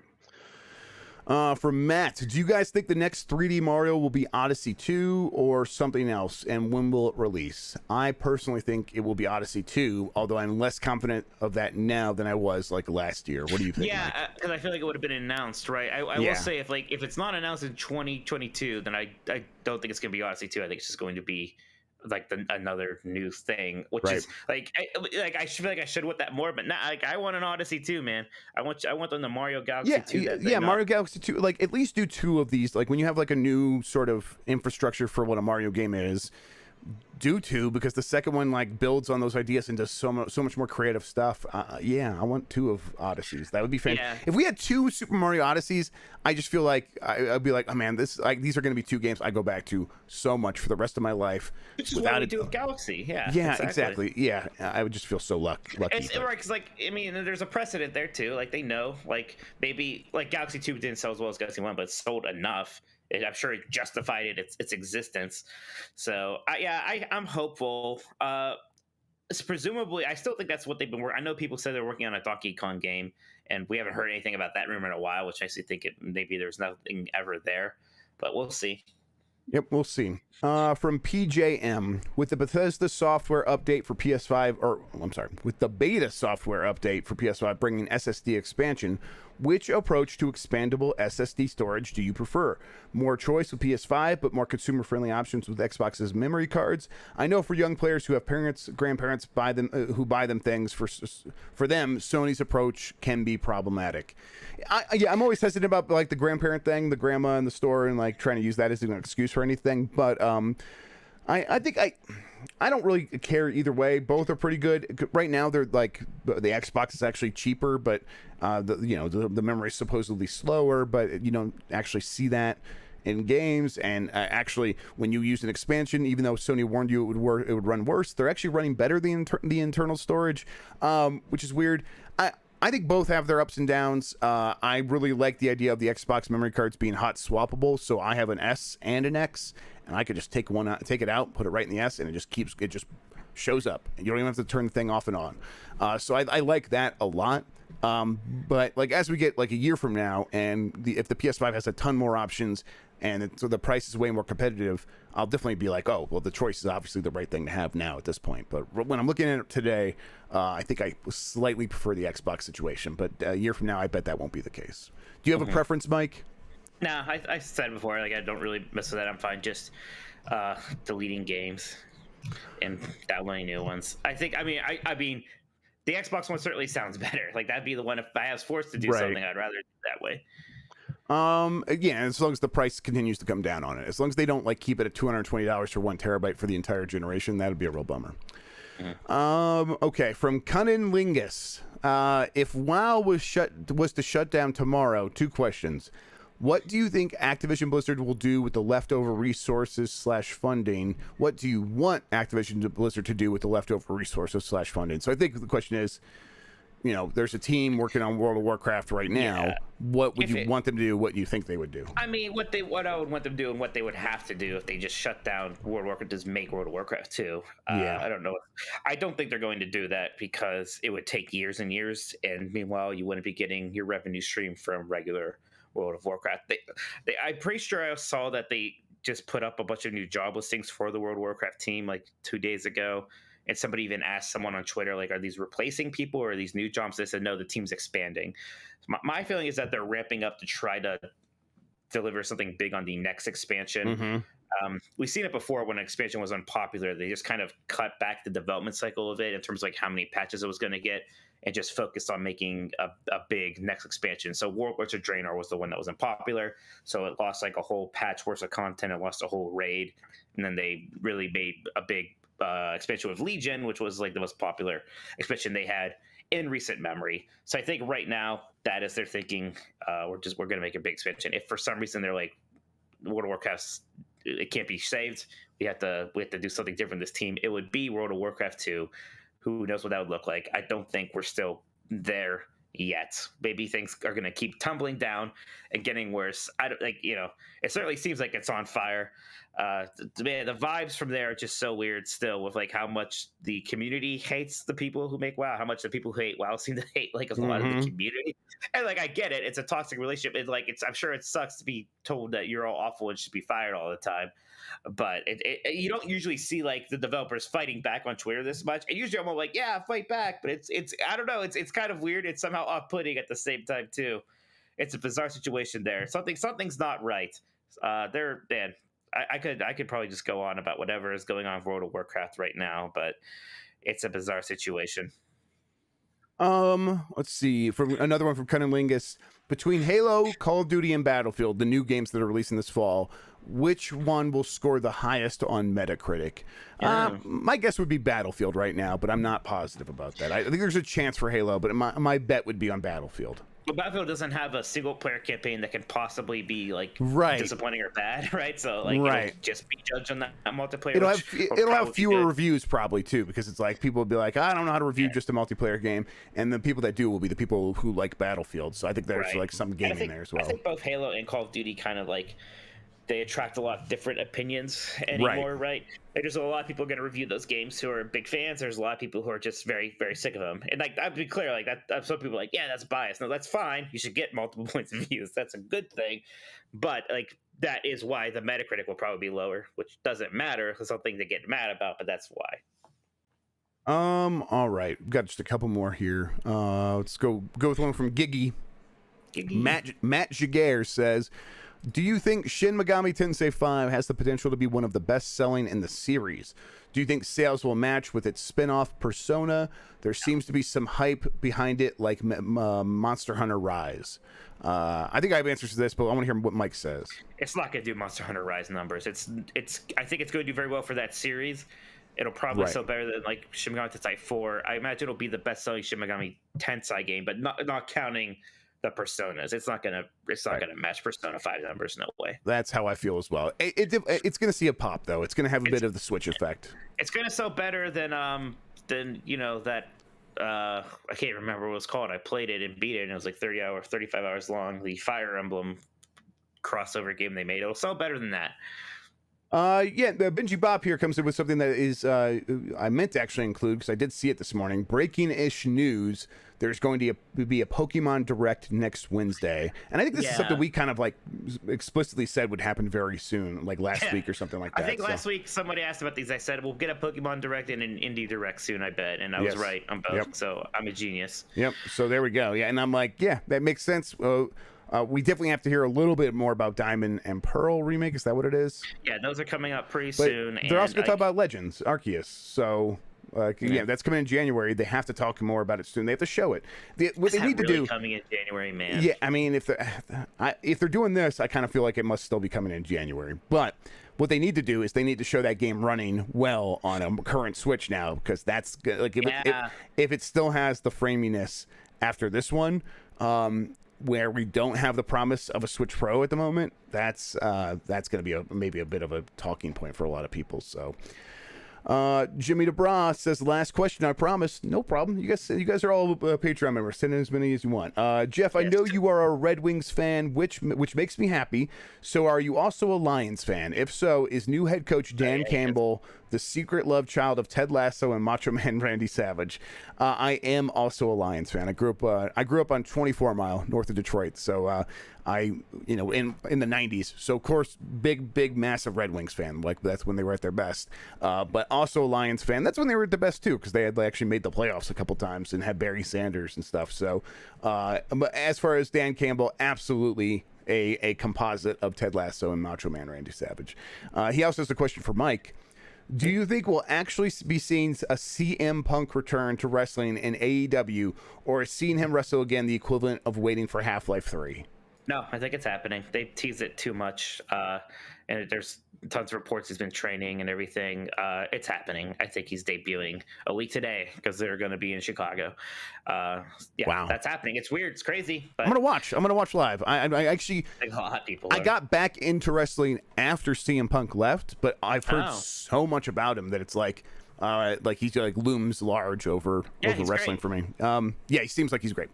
What's interesting is I saw his last match. His last match was at the Royal Rumble in Pittsburgh, like 2014 something. Like I was there, so I have a connection there. You gonna go to Chicago for the new one?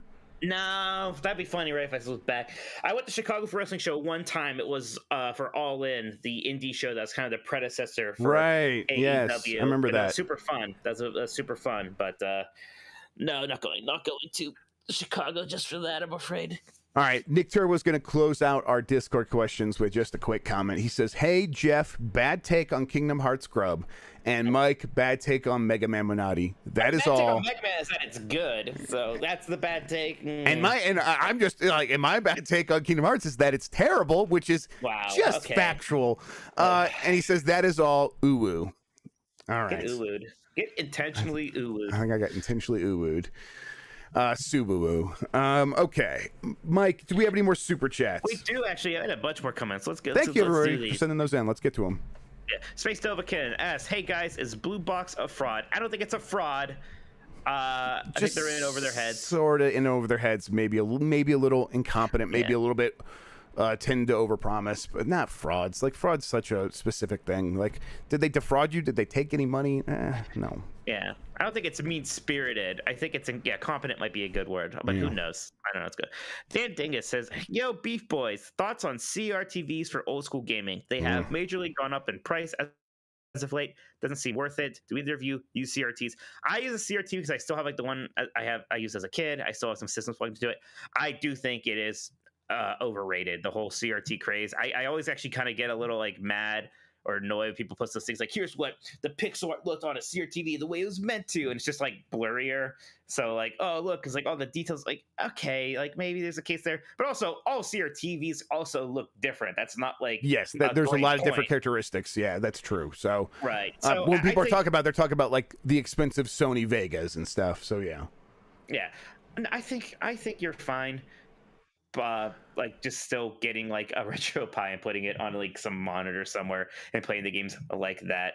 Like it's cool to have a CRTV. It's nice. I wouldn't pay something ridiculous for it. Like, I'm not anti CRTV. I like it. I do think it is overrated as this kind of craze in this sort of ridiculous going up in price. It is. I'll tell you what. There is so much demand for them. Let's just make more of them and let's make them right, God, cheaper, right? Like what the hell? I'll say I'm a little bit more bought in than Mike. I do think that like the CRT picture quality was something special, and we definitely lost it because they were heavier and the profit margins weren't as good as they are on the new style of TVs, and so that's why we lost them. We didn't lose them because they didn't look as good. Like you just couldn't make a giant 70-inch CRTV that would have weighed 1,500 pounds. Now, I do think that CRT technology would have continued to shrink over time had we stuck with it, but it just wasn't ever going to happen. But while I love CRTs and I think about them all the time, and I follow multiple CRT Twitter accounts, and I'm just like, man, yeah, that looks great. I don't use one for gaming, mostly because of what you said, that they've gotten really expensive, and the ones that are like really good, it cost me like $800, $900, like $1,500 to get one of those, like, PVMs, those personal video monitors or something like that, or professional video monitors. And so I just continue to use in like the OLED or something like that, and I if I feel like it, I'll emulate a CRT on that. And emulating a CRT on an OLED is actually pretty good. Like, it's not quite as bright. Nothing's really quite as bright as those phosphors, but it's still pretty bright, and it does a really good job with scan lines and stuff like that. So I just emulate it, and gives me a little bit of the dopamine, and then I move on. And then I haven't spent $100 on something that's going to be 150 pounds in my basement that I'm gonna regret having to lug when I end up moving or something like that. So if you are on the fence, don't get one. You'll be fine. Jesse asks, "What do you think of Final Fantasy XIV, the award-winning MMO from Square Enix, complete with a free trial up to level 60, which includes the Heavensward expansion, the critically acclaimed Heavensward expansion? I might add. I think that's a pretty good game, actually. Man, some more of my friends and family are starting to play it now, so I asked some people to do some stuff with. AJ's just finishing up Heavensward, getting ready to do Shadowbringers. So I've had a lot of fun just like doing some of those dungeons and trials with him and seeing him react to some of the big story beats. There's this whole like other kind of system in the game called Deep Dungeons, which are like randomly generated kind of roguelike elements. So I've been exploring that. It's just this whole other separate thing that I can now also play with, and it's a good way to level up some extra jobs. It's been I feel like it's been months now since I don't shop about Final Fantasy 14, and still just absolutely in love. It's probably now like in my top 5 for favorite games ever. It's my favorite Final Fantasy now. I think I'll say that officially. I think I like it more than Final Fantasy 9 now. It's my favorite. That is incredible. Is this Jez Corden? Dick Durba says the Jez Corden. I don't know if this is Jez Corden's account. If it is, hi Jez. If it's not, hi Jez. All right, Jedi Moss 4 asked, Halo Infinite release date reveal at Gamescom? Question mark. That would kind of make sense. Yeah, Maybe. Yeah, I you think we're could. due.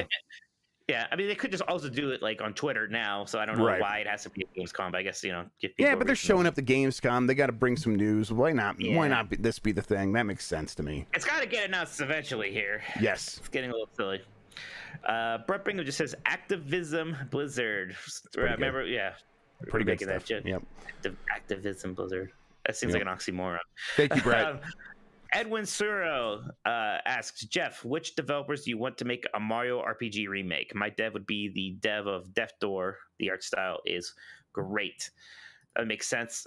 It's hard. I'm trying to think because, like, I actually still want it to look like it was made on like those old. What were those computers called? Like, you know, they made those early... Silicon Graphics, yeah, or whatever. Yeah, I still want it to be like Silicon Graphics style. Like, I don't really think Mario RPG needs a remake. I think it still holds up really, really well. But do you have a dev that you would have in mind for that? No, not really. I'm like, it would be tough. I mean, I'm not sure exactly who would come to mind to do that, but you're right. I would also want to maintain that style somewhat. I wonder how that would play today if it had that very early computer CGI look to it. But right, being turned into pixel art. Right? Yeah, exactly. But I don't know. I'll have to think about it. But no one's coming to mind. I think that it's a good answer, the dev of Death Door. But I'm not sure if I would want them to emulate that art style if they're going to remake it. I was, whenever it comes to something like this, I always think of a company, studios that have good animation. So the Luigi's Mansion team was that Next Level, and then that'd be cool. Or Way Forward or something like that. Yeah.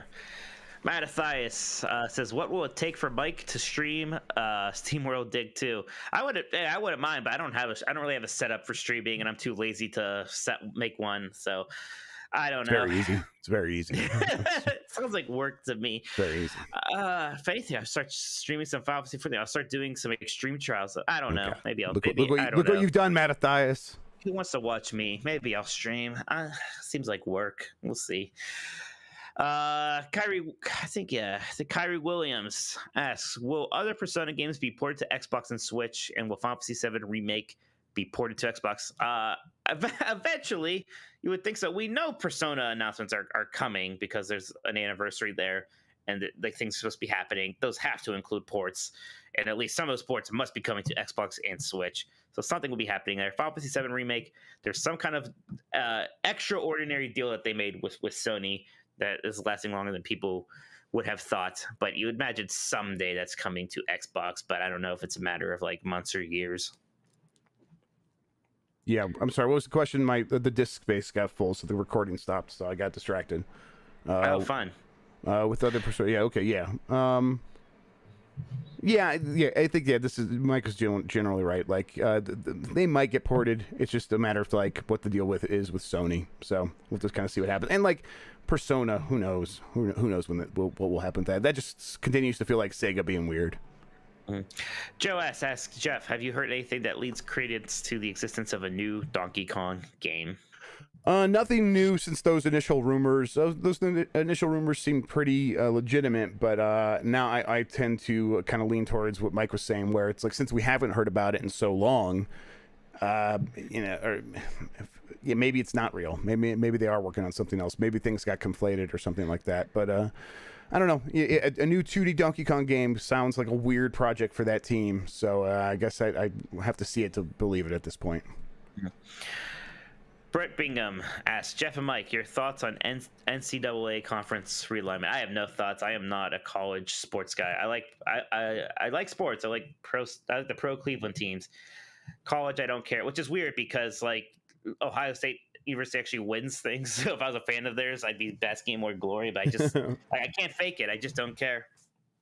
I don't know. I'm a Big Ten guy. I think as long as the Big Ten stays kind of relevant, I'm fine. But I've only been paying a little bit of attention to it. They are continuing to make the super conferences, and I think as long as the NCAA football playoff does expand, I know some people don't want that. I do want that to happen. I'll be happy. So if this leads to a bigger playoff, then I'll be happy. All right, that does it for the super chats, Jeff. All right. Well, what have you been playing, Mike? Anything fun? Yeah, I actually started up Spiritfarer. Oh, okay. I don't know why I like wanted to sit. I've been playing so much on my Switch and PC again. It's like I want to sit on my couch and play something. What's on Game Pass? I actually had already downloaded it because I wanted to try it. This is that indie game with like the really good 2D artwork and animation where you're like the new like Charon or you know, right, the guy who like ferries the souls of the dead. And it's basic. It's kind of like a mix. It's kind of like a 2D city builder thing, but like you're building all this stuff on your boat, and you're building stuff to like help you make supplies and to help you like make houses and to make your passengers happy, so that eventually they're like, okay, I'm ready to be ferried off to the next world and stuff like that. It is very nice. It is very pleasant. The gameplay loop is a lot of fun. The art is incredible. The music's really nice. I've been enjoying it a lot. Very pleasant game. Sometimes it's almost, if I had one complaint, is that sometimes it's almost too pleasant. Right. And like the amount of like feel good vibes almost feels like pandering to a certain point. I know what you mean. Like yeah. Like everybody, like there's too many people telling me how good I am and how much they love me. A bit too saccharine, like it's almost a bit too sweet. I don't know about that, but like I don't know. Like I feel like the game really wants me to feel good. Like I feel like they're very worried about my mental health, and that was like a point of the game. Like we're gonna make a game where people can hear that they're good and have worth, and I think that's great. I don't know. I think it's a me problem that I hear too much of that. Well, yeah. Like, all right. Millennials were told that we were special all our lives, right? So we don't believe anybody when they tell us that. So, right. Yeah, right. I know what you mean. I actually do have this game, and I have it on Switch, and I've started it a couple times, and I've enjoyed what I played. And then usually what happens is I get distracted by another new game that comes out or something like that. I think you'd like it. It's very good. It's very enjoyable. I'm playing a game called High Fleet, which I highly recommend.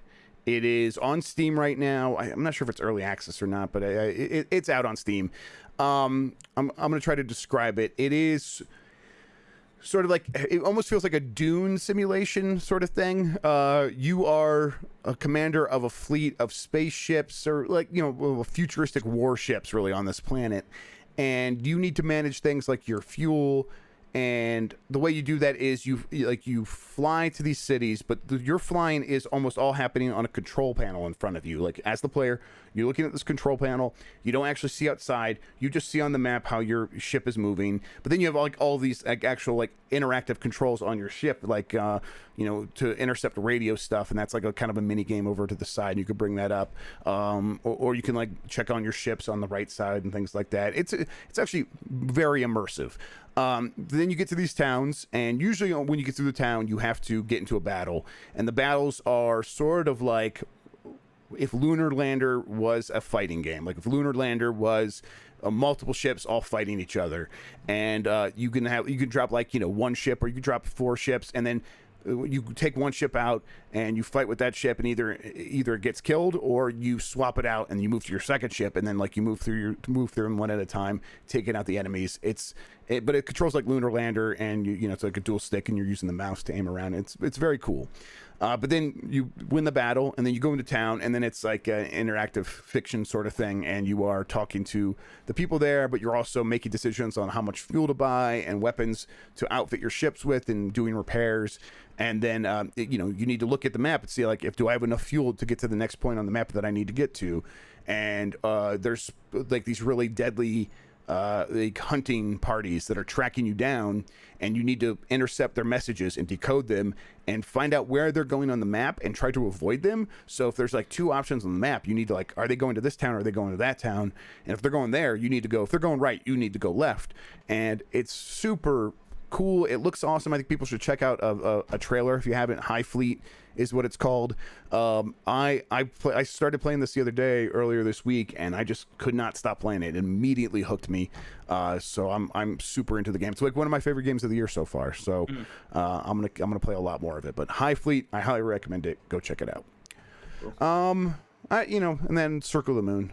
I'm getting near the end of Circle of the Moon. It's still a very good game. I think I might do a full like retrospective look at those Game Boy Advance Castlevania games once I get through all of them. Are we beginning to despair that Game Boy Advance trilogy or whatever is like? I don't know if I'm despairing, because Konami said they're going to be at opening night live, I think. Okay, so I would hear it there. So if it's not there, then yes, I will despair. I can promise you that I will do that. All right, Mike, let's get the hell out of here. You gotta get to work. I gotta go help my wife with some stuff at her school. Let's have you tell people where they can find you on the internet. You can find me on Twitter at Tolkoto, Tolkoto. Be sure to check out 90s Disney, my 90s Disney podcast at 90sdisney.com. Last of the Nintendogs records on Tuesday on the Jeff Grubb's Game Mess channel. You can check us out live there. Just listen to the podcast wherever. I'm Jeff Grubb on Twitter. I am Jeff Grubb on Twitch. I've been streaming a little bit more frequently, mostly still doing Other M. There's some other stuff I wanted to play. I did Axiom Verge a little bit on there. I put a video of Axiom Verge on the YouTube channel as well, so you can check that out. And then How Games Make Money, we'll have a new episode going up here pretty soon. Be sure to check that out. And then, like Mike said, come listen to Last of the Nintendogs. I really like doing that podcast. It's been a lot of fun. Mike does a good job hosting. I actually shipped out those copies of Ori. Nice. So that's going to get the J Stud McLovin here pretty soon. I saw him in the chat earlier. I actually have I might have a tracking code, so I should probably just send that to you. But it might get there today. So yeah, keep an eye out for that. And then Mike, what you looking forward to anything right now? You going to go do anything? I got the wrestling show later. That's so right. I'm just gonna finish up work, then I'll be in AEW. You can look for me. I'm actually gonna be wearing a red shirt with the red mage job symbol on it from Final Fantasy 14. Is what I'm wearing. So he will be wearing something related to a GRPG. So okay, yes. So that's good. If you see someone with a sign that says something bad about like Final Fantasy 14 now or Final Fantasy 9, will you get mad? Yeah, I get mad about those specific. I like Final Fantasy 8, but I'm not gonna get mad at a person for not liking it. Right. You're not allowed to dislike Final Fantasy 14. That's a bad, wrong opinion. That's fair. But what if it was like WoW is better than Final Fantasy 14? Would you just have a discussion with the person? I don't know. No, I'd give them side eye and move on. I don't want to talk to the unwashed, gross people. Who's the big fight tonight? Do they have the card already? Yeah, Britt Baker versus Red Velvet. Britt Baker is the women's champion, and she's from Pittsburgh. So. Okay. So it's gonna be a big show for her. Okay. Yeah. Well, that's cool. All right, everybody. We're gonna wrap up now. Have a good one. We'll see you next week. Bye.